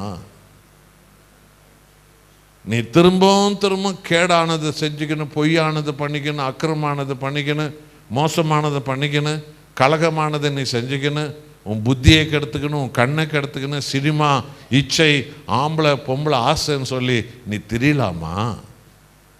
உன்னை மணவாளனான ஒரு மணவாட்டியாக உன்னை ஆண்டவர் தேர்ந்தெடுத்தார. இதை தான் பரிசுத்த ஆவி இன்றைக்கு உங்களுக்கு நமக்கு சொல்லுகிறார். இப்போ இந்த சத்தியத்துக்கு வருவோம். இப்போ ராஜா என்ன பண்ணிட்டாரு? அழைக்கப்பட்டவனெல்லாம் இப்படி சொன்னதுனால அவனுங்கெல்லாம் விட்டுடு, ரோடு ஓரத்தில் கொண்டு வா, ஃபுட்பாத்தில் இருக்கிறவனை கொண்டு வா, வயலில் இருக்கிறவனை போய் கொண்டு வா, அந்த குப்பையில் இருக்கிறவனை போய் கொண்டு வா, அந்த நொண்டியை கொண்டு வா, அந்த முடவனை கொண்டு வா அப்படின்னு எல்லாரையும் கொண்டு வந்து அரண்மனையில் உட்கார வச்சிட்டாருங்க. உட்கார வச்சுட்டு எல்லாம் விருந்து சாப்பிட்டு நிற்கும் போது மகாராஜா வந்து பார்த்துன்னு வராருங்க. ஏன் எல்லாரையும் பார்த்துன்னு வந்தா என்ன வாசித்தோம்? ஒருத்தன் கல்யாண ஆடை இல்லாமல் ஒருவன் உட்கார்ந்தான். ஏன்னா மகாராஜா எல்லாரையும் வாசலில் நின்றுக்குன்னு அவனுங்களுக்குன்னு தயாரித்த அந்த ட்ரெஸ்ஸு கோட்டு ஷூட்டை, அவனுங்களுக்குன்னு தயார் பண்ண அந்த பட்டு புடவைய, அந்த பட்டு சரிகை போட்டது தங்க சரிகை போட்ட பட்டு புடவைய மகாராஜா வாசலில் நின்றுன்னு இப்போ உள்ள விருந்துக்கு வர்ற ஜனங்களுக்கெல்லாம் பட்டு புடவை கொடுத்து அனுப்பின்கிறார். உள்ளே வரவனுக்கெல்லாம் அவன் சைஸுக்கு தகுந்தபடி கோட் ஷூட்டை கொடுத்து அனுப்பின்கிறார். ஏன்னா மகாராஜா கல்யாணம் அது. அப்போ அந்த கல்யாணத்தில் எல்லாருமே இளவரசர் மாதிரி ட்ரெஸ் போட்டுன்னு எல்லாம் வரணும். புரியுதா? எல்லாருக்கும் ட்ரெஸ்ஸை வாசலில் கொடுத்து அனுப்பின்கிறாரு. கொடுத்து அனுப்பிட்டு அவங்கெல்லாம் விருந்து சாப்பிடும்போது மகாராஜா வந்து பார்த்துன்னு வர்றாரு. பார்த்துன்னு வந்தால் எல்லாரும் பட்டு புடவையில் இருக்கிறாங்க, எல்லாரும் கோட் ஷூட்டில் இருக்கிறானுங்க. விளங்குதா? இப்படி இருந்து பார்த்துன்னு வந்தா ஒரு இடத்துல ஒருத்தன் கந்தையும் குப்பையுமா நிக்கரோட உட்காந்துக்கிறான். அவனை பார்த்து கேட்கிறாரு, எங்கே கல்யாண ஆடை? நீ எப்படி உள்ள வந்த? கல்யாண ஆடை எங்க அப்படின்னு கேட்கிறாரு. புரியுதா? கல்யாண ஆடை எங்க? நான் வாசல் நின்று வந்த ஒருத்தனுக்கும் இந்த ட்ரெஸ் நான் கொடுத்தேனப்பா. நீ என்னடா நீ ஒரு கிழிஞ்சு போன நிக்கர் போட்டுன்னு கிழிஞ்சு போன பனினோட இங்கே வந்து உட்கார்ந்து இருக்கிறியே, உனக்கு கொடுத்த கல்யாண ஆடை எங்க? நான் பெபன்னு முழிக்கிறான். இப்போ சொல்லுங்க, அவன் அங்கே உட்கார்ந்து இருக்கிறான். அவருக்கு எவ்வளோ கோவம் வரும்? என்னடா ரோடு ஓரத்தில் இருக்கிறவனை உள்ளே வர வச்சேன், குப்பையில் இருக்கிறவனை உள்ளே வர வச்சேன், சாக்கடையில் இருந்தவனுங்களை உள்ளே வர வச்சேன், நொண்டிங்களை உள்ளே வர வச்சேன், முடவனை உள்ளே வர வச்சேன், அவனுங்களுக்கு நான் இந்த ராஜ ட்ரெஸ் எல்லாம் கொடுத்து அனுப்பினேன், அவங்களுக்கு இந்த பட்டு புடவையை தங்க சரிகை போட்டு பட்டு புடவை கொடுத்து அனுப்பினேன். எல்லாரும் அப்படி இருக்கும்போது இங்கே வந்து ஒரு சிலர் வந்து ட்ரெஸ்ஸே இல்லாமல் வெறும் கிழிஞ்சு போன பேண்ட்டும் இன்னும் கிழிஞ்சு போன நிக்கரும் போட்டுன்னு வெறும் பனினோடவே ஒருத்தன் உட்காந்துக்கிறான். அந்த பக்கம் பார்த்தா ஒரு அம்மா கிழிஞ்சு போன புடவையோட தலை கூட வாராத அப்படியே உட்காந்து இப்படா வந்தாங்க இவங்க. அவருக்கு பார்த்து கேட்குற, நீ எப்படி வந்த அப்படின்னா உங்களுக்கு தெரியுதா? அவங்க எப்படி வரல? வாசல் பக்கம் வரல. அவங்க எப்படி வரல? வாசல் பக்கம் வந்திருந்தா மகாராஜா அங்கே உட்காந்துக்கிறார் வாசல்ல, எல்லாருக்கும் வாசல்ல கொடுத்து அனுப்பினுக்கிறார் ட்ரெஸ்ஸை, எல்லாருக்கும் ராயல் ட்ரெஸ்ஸு, எல்லாம் இளவரசன் ட்ரெஸ்ஸு கொடுக்குறாரு, எல்லாருக்கும் தலையில் கிரீடம் கொடுக்குறாரு, எல்லாருக்கும் ஷூட் கோட் கொடுக்குறாரு. மகாராஜா கல்யாணம் இல்லை, மகன் கல்யாணம், எல்லாருக்கும் கொடுக்குறாரு. அப்போ இவங்க வாசல் வழியாக வரல. எப்படி வந்துக்கிறாங்க? காம்பவுண்டு எகிரி குச்சி வந்துக்கிறாங்க. நீங்கள் புரிஞ்சுக்கிற மாதிரி பரிசுத்த ஆவி சொல்கிறாரு. எப்படி வந்துக்கிறாங்க? கூப்பிடும் போதெல்லாம் இவன் வராமல் அவனுங்க மாதிரியே இவன் சாரா கடையில் படுத்துட்டு அங்கே ஊதாரியாக சுற்றிட்டு அங்கே இருந்துட்டு இங்கே இருந்துட்டு சினிமா தேட்டரில் படுத்துட்டு சூனியம் பார்க்குற இடத்துல போய் உட்காந்துட்டு அவன் அந்த பக்கம் ரவுடிங்களோட சுற்றிட்டு மோசக்காரனோட சுற்றிட்டு போக்குரியங்களோட சுற்றிட்டு கடைசியில் என்ன பண்ணுறான்னா எப்படியாவது உள்ளே போயிடலாண்டான்னு காம்பவுண்ட் எகிரி குச்சி உள்ளே வந்தவன். இன்னைக்கு நானே வழி, நானே சத்தியம், நானே உன் ஜீவன் என்று தேவன் நம்மை அழைக்கிறார். இன்னைக்கு காம்பவுண்ட் பக்கம் எகிரி குச்சவன் யாரு? செத்தவங்கிட்ட போய் ஜோம் பண்ணுக்கிறவன், சிலைங்களுக்கு போய் கும்பிட்டுங்கிறவன், சிலைங்களை கும்பிட்டுங்கிறான், சுரூபங்களை போய் கும்பிட்டுங்கிறவன், சூனியத்தை நம்பி வாழ்கிறவன், ஜோசியத்தை நம்பி வாழ்கிறவன், மனுஷனை நம்பி வாழ்கிறவன், கால நேரத்தை நம்பி வாழ்கிறவன், இவனெல்லாம் பக்தி உள்ளவன். ஆனால் இவெல்லாம் தெய்வத்தை கும்பிடல, இவன் உதவாததெல்லாம் கும்பிட்டுங்கிறான். அப்போ இவெல்லாம் எப்படி வந்தவன்? காம்பவுண்டை எகிரி குச்சி வர ட்ரை பண்ணுற உள்ளே வந்தவன். யோவான் 10ஆம் அதிகாரம் முதல் வசனம் கேளுங்க. இப்போ யோவான் 10 முதல் வசனம் கேளுங்க. யாருன்னா எடுத்து படிங்க. இங்க வேற யாருக்கும் தமிழே தெரியாதா? யாருக்கும் தெரியாதா? இவரும் இங்கிலீஷ் தான் தெரியுமா? இவரும் ஹிந்தி தான் தெரியுமா? உங்களுக்கெல்லாம் நடுவில் யாருன்னா ஒருத்தர் படிங்களேன். கேளுங்க. இத உண்மையாகவே உண்மையாகவே நான் உங்களுக்கு சொல்லுகிறேன், ஆட்டு தொழுவத்துக்குள்ளே வாசல் வழியாய் வராமல் வேறு வழியாய் ஏறுகிறவன் கள்ளனும் கொள்ளைக்காரனுமாய் இருப்பார். பத்தியா? நானே வாசல் என்று கர்த்தராகிய இயேசு கிறிஸ்து உலகம் முழுவதும் உள்ள சகல ஜாதிகளுக்கும் சகல இனத்தாருக்கும் சகல தேசத்தாருக்கும் நானே நீ வர வேண்டிய கதவு என்று சொல்லி இலவசமான ரட்சிப்பை அந்த கதவை கர்த்தர் திறந்து வைத்திருக்கிறார். ஆனா அவன் என்ன பண்றானா, இல்லை நானே காம்பவுண்ட் எகிருக்கு வச்சு வரப்போறேன் பாருன்னு சொல்லி அவன் ஒரு மதங்களை உருவாக்கிக்கின்னு அதில் கேண்டில் கொளுத்துற மதம், பூ போட்டு சுற்றின்கிற மதம், தாய்த்து வாங்கி சுற்றுற மதம், செத்தவனுக்கு சாம்பிராணி போடுங்கிற மதம், செத்து போனவங்ககிட்ட போய் எனக்காக வேண்டிக் கொள்ளும் அப்பா பிதாவே என்று கேட்கறத விட்டுட்டு எனக்காக வேண்டிக் கொள்ளும். வழங்குதா? இவெல்லாம் யாரு சொல்லுங்க? இவெல்லாம் யாரு? யார் இவங்கெல்லாம்? காம்பவுண்டை எகிரி குச்சி உள்ள வர்றவங்க. வழங்குதா? புரியுதா புரியலையா? புரியலன்னா சொல்லுங்க, நான் 3 மணி வரைக்கும் பிரசங்கம் பண்ணுவேன். இன்னைக்கு ராத்திரிக்கு தான் இந்த மீட்டிங்கை முடிய போகுது. உங்களுக்கெல்லாம் தெளிவாக புரிஞ்சிடணும். ஏன்னா ஹோலி ஜீசஸ் சபையில் வந்திருக்கிறீங்கன்னா நீங்கள்லாம் புது பலன் அடைஞ்சிடணும். நீங்கள்லாம் ஆத்தும ஆதாயம் செய்கிறவங்களா, ஒருத்தர் 10 பேர் இங்கே கொண்டாடுறவங்களா என்னைக்கு மாற போறீங்க தெரியுமா? நீ வாசல் வழியாக வந்தால் தான் நடக்கும். நீ சொந்தக்காரர் எவனோ போய் ஏதோ ஒரு சிலையை கும்பிட்டான்னா அவங்க கூட போயிடக்கூடாது. உன் மாமா மச்சான் எதையோ சூனியம் வச்சா அவங்க கூட போயிடக்கூடாது. நீ அவங்ககிட்ட போயிடக்கூடாது, இவங்ககிட்ட போயிடக்கூடாது.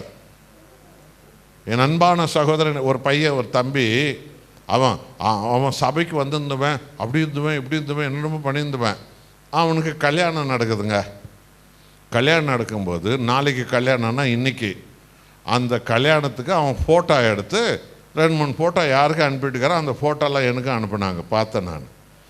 அவன் என்னன்னா அந்த கல்யாணத்தில் என்ன பண்ணோம், ஒரு ஆவிக்குரிய பிள்ளை கல்யாணத்துக்கு என்ன பண்ணோம், ஆண்டவர்கிட்ட தன்னை அர்ப்பணித்து துதிக்கணும், ஜெபிக்கணும், வர்றவங்களாம் ஜெபிக்கணும், துதிக்கணும், அபிஷேகத்தால் நிரம்பணும், பரிசுத்த அபிஷேகம் வரணும், பரிசுத்த ஞானம் வரணும், பரிசுத்த கண்ணு, பரிசுத்த வாய், பரிசுத்த இதயம், பரிசுத்த உடல் உறுப்பு வரணும்.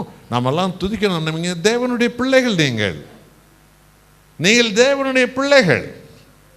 அப்போ அவங்க என்ன பண்ணானா, அந்த பையன் என்ன பண்ணியிருக்கிறானா, அவங்க சொந்த பந்தங்கள்லாம் வந்துட்டாங்க. இல்லை இல்லை இல்லை இல்லை நம்ம பழக்கமாக அப்பெல்லாம் ரொம்ப பழக்கம் பண்ணும் மாதிரி நம்ம கல்யாணத்துக்கு முந்தின நாள் மாப்பிள்ளை இப்படியெல்லாம் பண்ணுன்னு சொல்லி அவனுக்கு இங்கெல்லாம் குங்குமம் பூசி, இங்கெல்லாம் மஞ்சாத்தூளை பூசி, உடம்பெல்லாம் குங்குமம் பூசி, அவன் வெறும் பேண்ட்டோட உட்காந்துக்கிறான், பனியன் போட்டு எல்லாம் குங்குமம் பூசி, மஞ்சாத்தூளை பூசி, வரவனெல்லாம் குங்குமத்தை பூசி, மஞ்சாத்தூளை பூசி, எல்லாம் பூசி, அவன் மேலே எண்ணெயை ஊற்றி மஞ்சாத்தூளை போட்டு குங்குமத்தை போட்டு அவனை வச்சிருக்கிறாங்க. நலுங்குன்னு சொல்லுவாங்க தெரியுமா? இவன் யார்? இவன் ஆண்டவராகிய இயேசுவை ரட்சகராயத்துக்குன்னவன். ரட்சகராயத்துக்குன்னு அந்த பையன் பாருங்க. அந்த விசுவாசத்தை ஒரு விஷயத்திலையும் நீங்கள் காட்டணும். முன்பு தான் நம்ம அந்த இடத்துல இருந்தோம், தெரியல நமக்கெல்லாம், நம்ம தெரியாத இருந்தோம். இப்போ நம்ம இங்கே ஆண்டருக்குள்ள வந்துட்டோம். சொந்த பந்தங்கள்லாம் தெரியாதான் இருப்பான், புரியுதா? அவெல்லாம் தெரியாதான் இருப்பான். அவன் என்னென்னமோ சொல்லுவான். அவனுக்கு நம்ம இல்லை சொல்லணும். இல்லை இல்லை இல்லைங்க, முதல்ல நான் அப்படித்தான் பண்ணேன், நீங்கள்லாம் பண்ணியிருக்கலாம். இப்போ நான் ஆண்டவருடைய பிள்ளைங்க, எனக்காக எல்லாரும் துதிக்கணும், ஜெபிக்கணும், துதிக்கணும், ஜெபிக்கணும், அவருடைய அபிஷேகம் மேலே இறங்கணும். எல்லாம் ஜெபம் பண்ணுங்க, எண்ணெய் பூசி என் மேலே ஜெபம் பண்ணுங்க, எல்லாரும் எண்ணெய் பூசிக்க என் மேலே ஜெபம் பண்ணுங்க, இயேசு ரத்தத்தால் ஜெபம் பண்ணுங்க, என்னை கழுவிட்டோம். அப்படிதான் அவன் சொல்லியிருக்கணும். அவன் என்ன பண்ணுறான், இவன் குங்குமம் பூசுறான், அந்த பொம்பளை மஞ்சாத்தூளை கொட்டுறான், அவன் அதை பண்ணான், இதை பண்ணான், உருவமே தெரிலங்க. அப்படியெல்லாம் ஃபோட்டோ எடுத்து அவர் ரொம்ப பெருமையாக காமிச்சான். என்னை ஒரு நாள் அவன் சந்திச்சும்போது, அங்கிள் இந்த நலுங்க ஃபோட்டோலாம் கூட உங்களுக்கு அனுப்பிக்கிறாங்க. நாம தம்பி ரொம்ப நல்லா இருந்துச்சு, கூட ஒரு அருவாலை மாத்திரம் வச்சுன்னு உட்காந்துந்தியானா காளியம்மா கோயில் பூஜாரி மாதிரி நீ இருந்துருப்பப்பா, நீ சபைக்கு லாய்க்கு இல்லாதவன் இல்லை, கூட அருவாலை வச்சுக்கின்னு உட்காந்துக்கா, நீ சபைக்கு லாய்க்கு இல்லாதவன், நீ வேற இடத்துக்கு தான் நீ பூஜாரியா போக வேண்டியவன். அப்படி காரி துப்புற மாதிரி ஆச்சுங்க அவனுக்கு. அன்பானவர்களே, இயேசுவின் நாமத்தினால நாங்கள் சொல்கிறோம், அன்பா போவோம், பணிஞ்சு போவோம், தாழ்ந்து போவோம், குனிஞ்சு போவோம், விட்டு கொடுப்போம். ஆனால் அவன் அக்கிரமத்தை நேருக்கு நேராக சொல்லுவோம். ஏன்னா உணரணும்ல. உணர்ந்து பாரு தம்பி, தங்கச்சி, அம்மா, ஐயா, நீங்கள்லாம் ஆண்டவருக்கு வைராக்கியமாக இருக்கணும். யாரையும் அவமானப்படுத்த வேணாம், யாரையும் புண்படுத்த வேணாம். ஆனால் எல்லாருக்கும் நீங்கள் சொல்லுங்க, இல்லை நான் ஆண்டவருடைய மகள், நான் என்னை எல்லாரும் ஆவியினால் நான் அபிஷேகம் பண்ணப்படணும். என் கர்த்தருடைய பிரசன்னம் தான் எனக்கு வரணும், அபிஷேகம் தான் எனக்கு வரணும். நான் அதில் தான் கவனமாக இருப்பேன். ஒருத்தர் கல்யாண நேரத்துலலாம் என்னென்ன சடங்காக கொண்டு வருவானுங்க. எல்லாம் தாம்பல் தட்டு, அதில் தண்ணி ஊற்றி, அதில் மஞ்சாத்தூள் போட்டு, அதில் குங்குமம் போட்டு, ஆராத்தி எடுத்து வலது காலை எடுத்து உள்ளே வச்சு வா. இது என்னமோ 11வது கட்டளை மாதிரி, 10 கட்டளை கடைபிடிச்ச முச்ச மாதிரியும் 11வது கட்டளை, வலது காலை எடுத்து உள்ளே வச்சு வா. ஏன் இடது காலை எடுத்து வச்சா என்ன ஆகும்? இது பிரச்சனைன்னு சொன்னால் ஒன்றும் பிரச்சனை வேணாம், 2 காலையும் எடுத்து உள்ளே வச்சு வா. அப்போ குதிக்கணும் அப்படி இல்லையா? அதாவது நாம் என்ன சொல்ல வந்தோம் என்பதை நீங்கள் நல்லா புரிஞ்சுக்கணும். நீ பழைய அறியாமையின் பாரம்பரியத்துக்கு நீங்கள் யாரும் பிள்ளைகள் போயிடக்கூடாது. அறியாமையின் சடங்குக்கு நீ எல்லாம் போயிடக்கூடாது. நீ கர்த்தருக்குரிய பிள்ளை, நீ கர்த்தருக்குரியவன், நீ பரிசுத்தத்தின் மகன், நீ பரிசுத்தத்தின் மகள். யாரையும் நீங்கள் அவமானப்படுத்த வேணாம். ஆனால் அவங்களுக்கு நீங்கள் அன்பான முறையில் சொல்லிடணும், இல்லை நான் ஆராதிக்கிற என் தேவன், அப்படி அபிஷேகம் மேலே வரணும். நீங்கள் துதிங்க, ஜெபிங்க, மன்றாடுங்க, அப்படி அபிஷேகம் மேலே வரணும்னு சொல்லித்தான் நீங்கள் எல்லாம் சொல்லுகிறவர்களாக இருக்கணும். ஆகவே இன்னைக்கு உலகத்தில் எத்தனையோ கோடியான ஜனங்கள்லாம் இயேசு நானே வழின்னு சொல்கிறாரு. இல்லை அதெல்லாம் எனக்கு வேணாம், நானே அவனை உருவாக்கிக்குவேன். எவனை உருவாக்கி ராவலாம் கத்துறான், காலையிலலாம் கத்துறான், விடைகாலம் கத்துறான், மத்தியானம் கத்துறான். அவன் தனியாக காம்பவுண்ட் எகிரி குச்சி உள்ளே வர பார்க்குறான். இயேசு என்ன சொன்னார் நல்லா புரிஞ்சுக்கோங்க. நானே வழி, நானே சத்தியம், நானே ஜீவன் சொல்லிட்டு அடுத்தது என்ன? யோவான் 14:6 என்னை அல்லாமல், சொல்லுங்க இந்த வார்த்தை எல்லாரும், என்னை அல்லாமல் யார் ஒருவனும் பிதாவிடத்தில் போய் சேர முடியாது. கைகளை தட்டுங்க எல்லாருமா. அது எவ்வளோ பெரிய தலைவனாக இருக்கட்டும், மதவாதியாக இருக்கட்டும், எவ்வளோ பெரிய ஆளாக இருக்கட்டும், எவ்வளோ பெரிய சாமியாராக இருக்கட்டும்ங்க, என்னை இல்லாமல் எவன் ஒருத்தனும் பரலோகத்துக்கு வர முடியாதுன்ட்டார் ஆண்டவர். நான் தான் வாசல். அல்லேலூயா. ஆகவே கல்யாண ஆடைகளை உடுத்தி கொள்ள வேண்டும். இதைத்தான் ஆரம்பத்தில் படித்தீர்கள். வெளிப்படுத்தல் 16 என்ன படிச்சீங்க? திருடனை போல் வருவேன் அப்படின்னா இந்த வார்த்தையை மத்தேயுவில் சொல்லியிருக்கிறாரு. வருகை பற்றி திருடனை போல் வருவேன் என்ற வார்த்தைக்கு ஆவிக்குரிய பொருள் என்ன, அர்த்தம் என்ன என்றால், திருடன் அவங்க வீட்டுக்கு ஃபோன் பண்ணிவிட்டு லெட்டரெல்லாம் போட்டு கரெக்டாக 10 மணிக்கு உங்கள் வீட்டில் இருக்கிற பீரோலாம் எடுத்துன்னு போகிறேன்னு சொல்லிட்டா வருவான்? எப்போ வருவான்னு தெரியாது. அவன் விடைகால வருவான், ரொம்ப தூங்கும் போது வருவான், யார் இல்லாத மாலை நேரத்தில் வருவான். ஒருவேளை அந்த இடத்தெல்லாம் பார்த்துன்னு போயிட்டு யாரும் இல்லாத நேரத்தில் மத்தியானத்தில் உடச்சி உள்ளே வந்துடும். இப்படி தானே திருட வருவான். இதைத்தான் ஆண்டவர் இயேசு சொல்கிறாரு, நீங்கள் நினையாத நேரத்தில் நான் வருவேன். கைகளை தட்டுகளாரும். சரி, திருடன் எதுக்கு வருவான்? கிழிஞ்சு போன கிளாஸு, உடஞ்சி போன கிளாஸுங்க, உடஞ்சி போன தட்டுங்க, கிழிஞ்சு போன பாயுங்க, இது இனி உபயோகத்துக்கே வராதுன்னு சொல்லி வச்சுக்கிற உன்னுடைய பேண்ட்டு சட்டை, கிழிஞ்சிக்கிற பேண்ட்டு சட்டை, திருடத்துக்கு வருவான் திருடன். என்னத்துக்கு வருவான் சொல்லுங்க, நீங்களே சொல்லுங்களேன். என்ன சொல்லுவான்? விலையேற பெற்றதை எடுத்துக்கொண்டு வருவான் திருடன். இதைத்தான் கர்த்தர் இயேசு சொல்றாரு, விலையேற பெற்ற உன்னுடைய ஆத்துமாவை நான் பரலோகத்துக்கு எடுத்துக்கொண்டு போக நான் வருவேன். கைகளை தட்டுக. ஆக அன்பான தேவனுடைய பிள்ளைகளே, கர்த்தராகிய இயேசு கிறிஸ்து சிலுவையில் உனக்கு சம்பாதித்து கொடுத்தது, அன்றைக்கு முதல் மனிதன் ஆதாமும் ஏவாளும் பாவம் செய்த போது ஆதியாக 3:7 சொல்கிறது, அவர்கள் பாவம் செய்தோம் ஆண்டவரே, எங்களை மன்னிங்க ஆண்டவரே, எங்களை மன்னிங்க ஆண்டவரே என்று அவரை மன்னிப்பு கேட்டு அவருடைய உதவியை தேடுறதுக்கு பதிலாக அவங்க காம்பவுண்ட் எகிர்குச்சி வர்ற மாதிரி ஒரு வழியை பண்ணி என்ன பண்ணாங்கன்னா, அத்தி இலையை எடுத்து மேலையும் கீழையும் பின் பண்ணிக்கினாங்க. எந்த இலைய?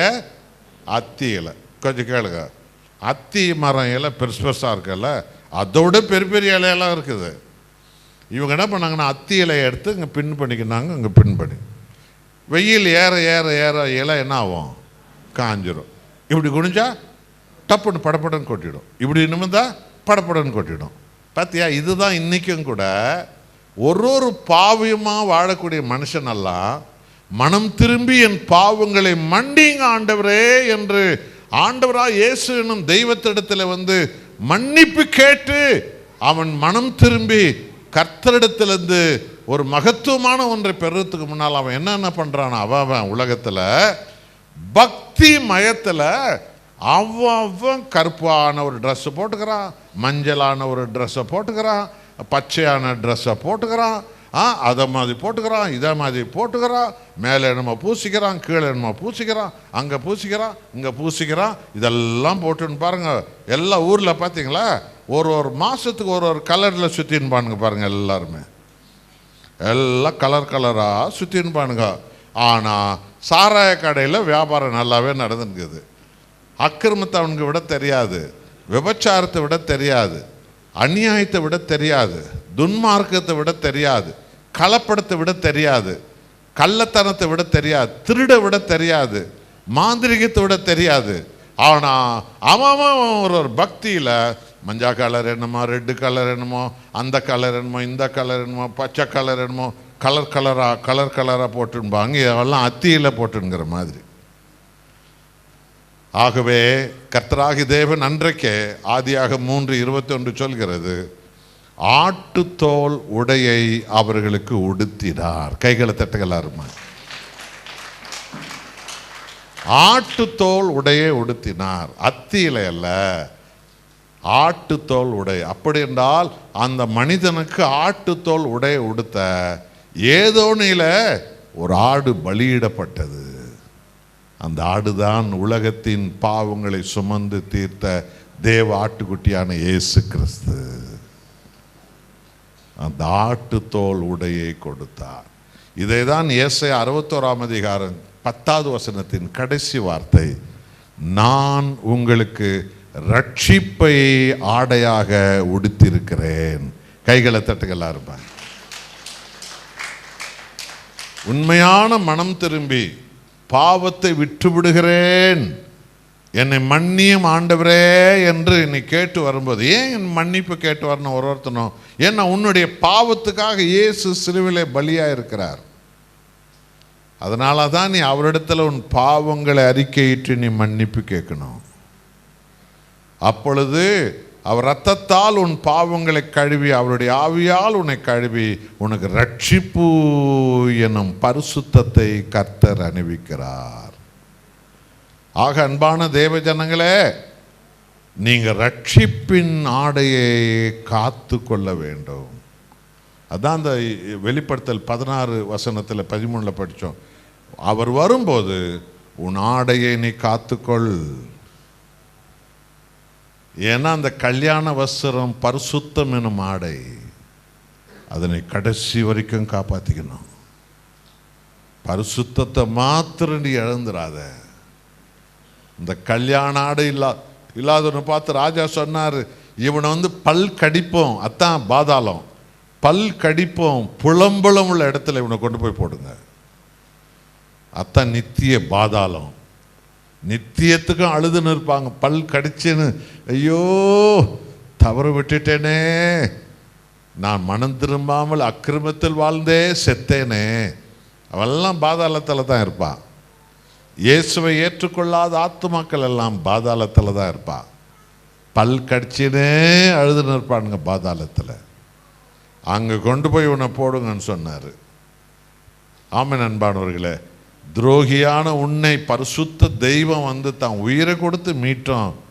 அவரை நீ தள்ளிட்டு நீ கடைசி வரைக்கும் வாழ்ந்து சாவுறிய, அப்போ உன்னை எங்கே கொண்டு போய் வைப்பார்? அந்த பாதாள குழியில் தான். ஆக முதலாவதாக தேவன் நமக்கு ரட்சிப்பின் ஆடையை அவர் உடுத்துவிக்கிறார். ரெண்டாவதாக கர்த்தராகிய தேவன் நமக்கு தரும் ரெண்டாவது ஆடை ஏசாயா 52 அதிகாரத்தில் முதல் வசனம். நாம் சீக்கிரத்தில் இப்போது முடிக்க போகிறோம். ஏசாயா 52 முதல் வசனம் படிங்க ஒருத்தர்.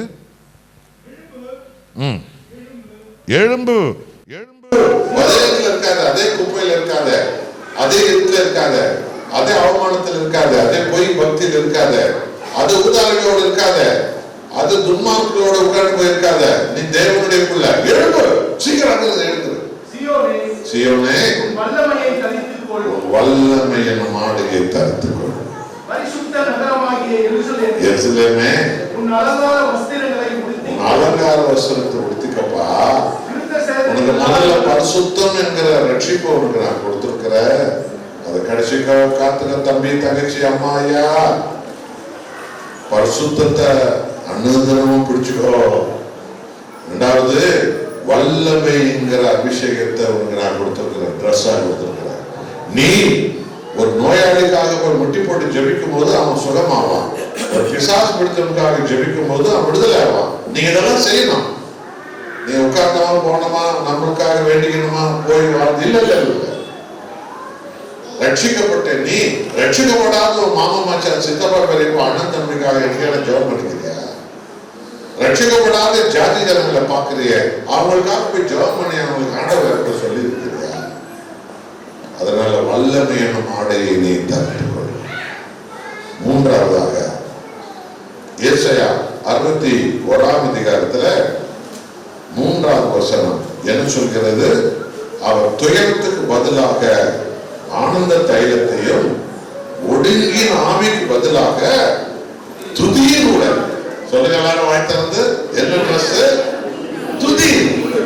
எப்போதுமே துதிக்கணும், துதிக்கணும். அப்பாவை துதிக்கணும், துதிக்கணும். என்னை துதிக்கும் எந்த ஸ்தானத்துக்கு நான் வருவேன். உங்க வீட்டுல கூட சும்மா இருந்துடாதீங்க.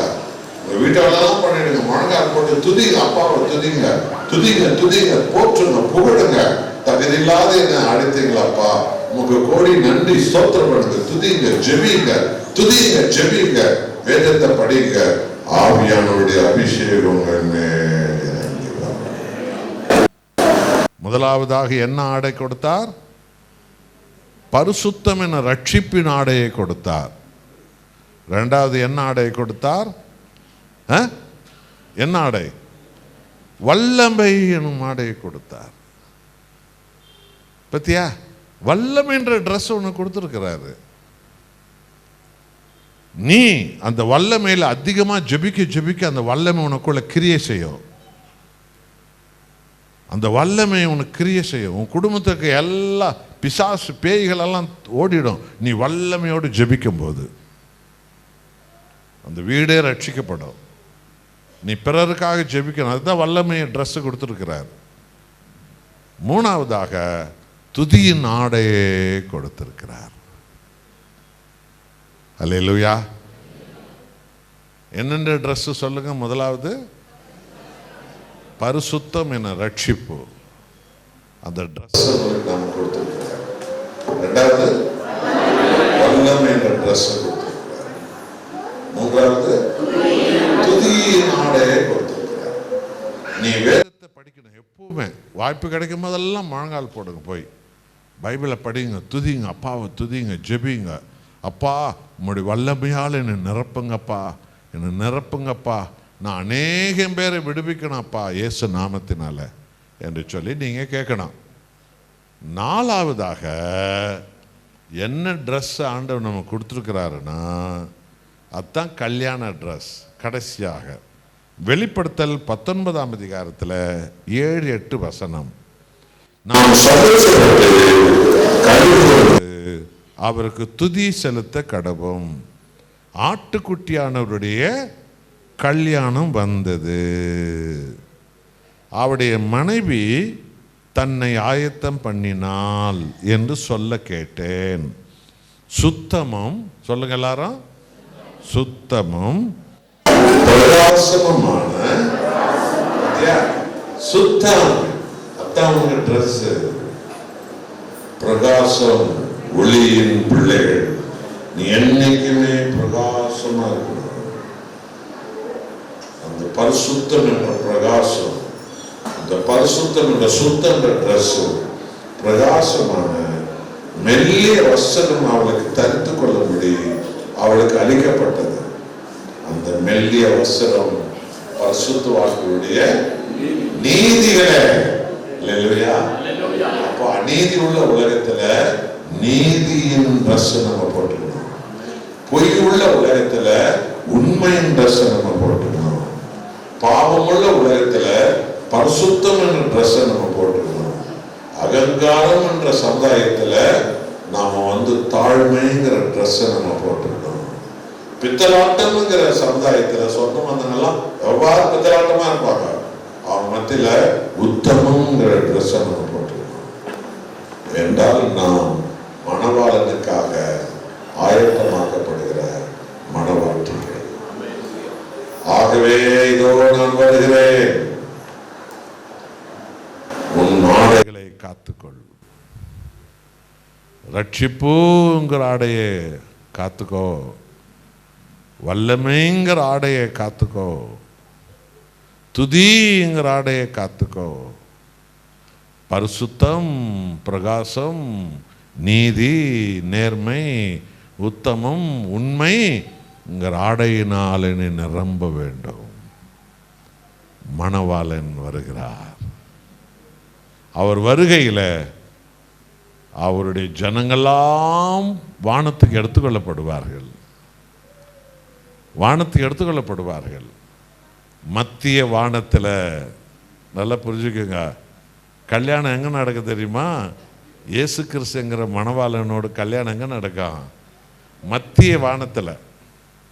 வான மண்டலமே கோடி கோடியான பரிசுத்தவான்களும் பரிசுத்தவதிகள் இருப்பார்கள். மணவாளன் வந்து மணவாட்டியான தன்னுடைய தன் சபையை தன்னோடு அழைத்து பரலோகம் என வீட்டுக்கு நம்ம எல்லாம் அவர் அழைத்து செல்வார். எல்லாருமா எழுந்து நிற்போம். மிக ஆழமான சத்தியத்தை, மிக ஆழமான ஒரு சத்தியத்தை பரிசுத்த ஆவியானவர் ஹோலி ஜீசஸ் சபையில் உங்கள் ஆத்மாவில் இன்றைக்கு இதை விதைத்திருக்கிறார். எல்லாரும் கைகளை உயர்த்தி எல்லாரும் சோத்திரம் பண்ணுவோமா?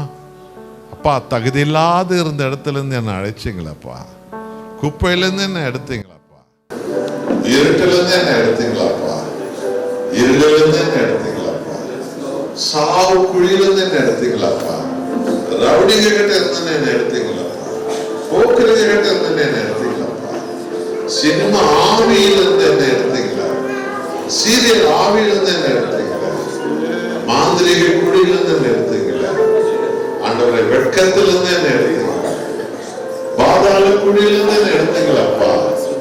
உமக்கு கோடி கோடி நன்றி. அல்லேலூயா. எல்லாரும் சொல்லுங்க, வாழ்த்துங்க. பிள்ளைகளெல்லாம் பிரைஸ் பண்ணுங்க. Praise Jesus. Glory to Jesus. Praise the Heavenly Father. அப்பா உமக்கு ஸ்தோத்திரம், ஸ்தோத்திரம், ஸ்தோத்திரம். வாய்த்தார வாய்மொழி நிற்கிறார்கள்.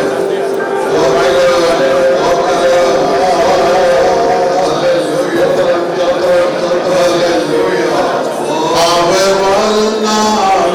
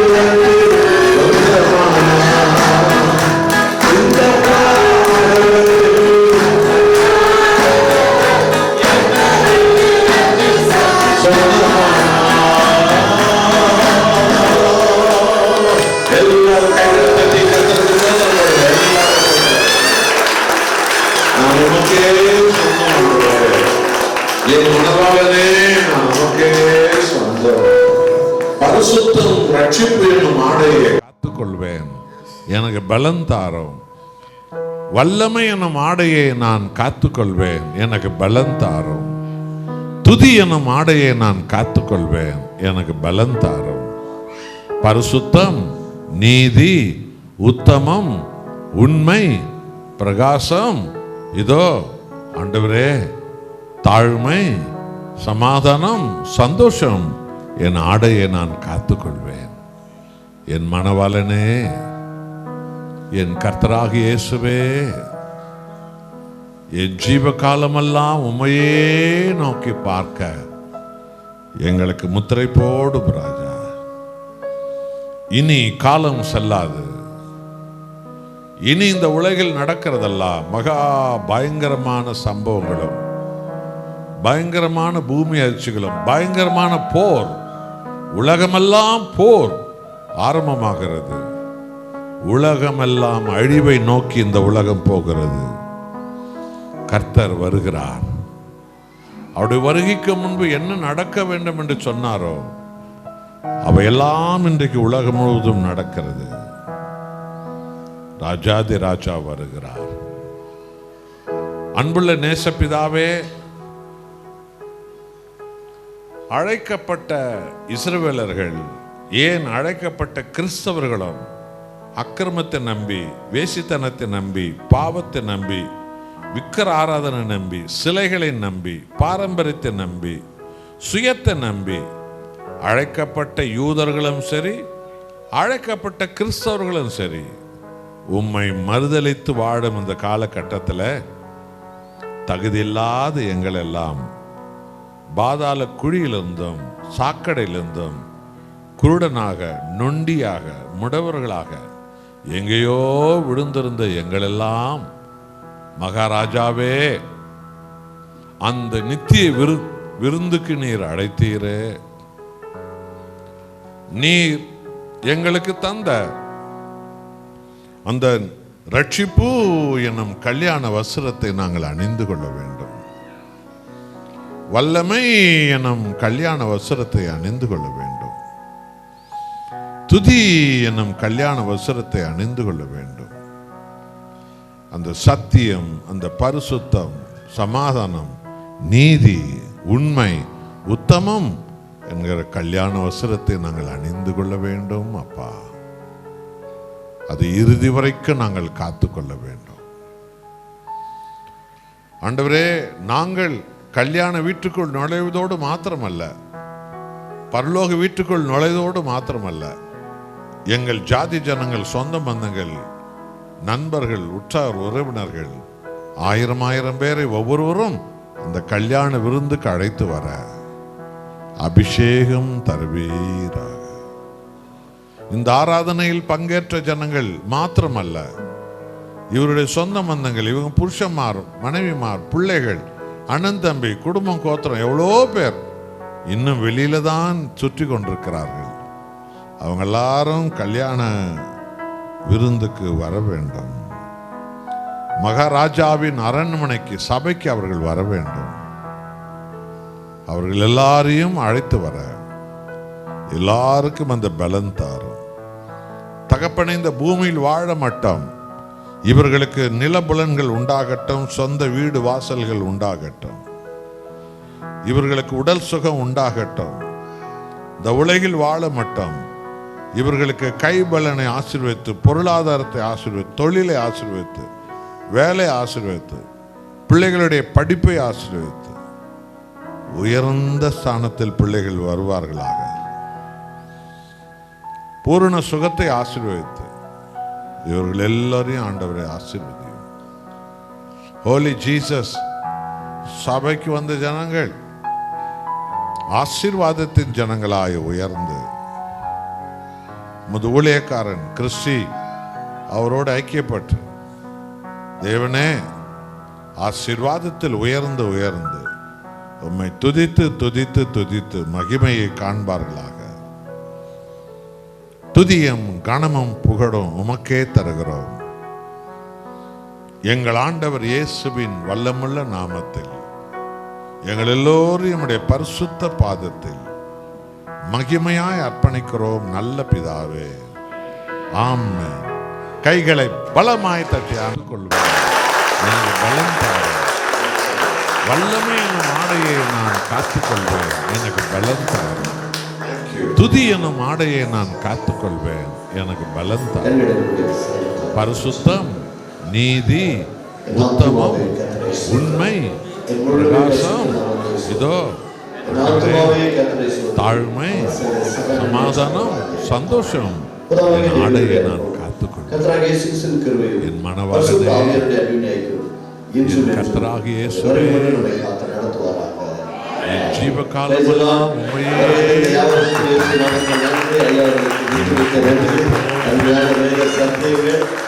இனிய காலம் செல்லாது.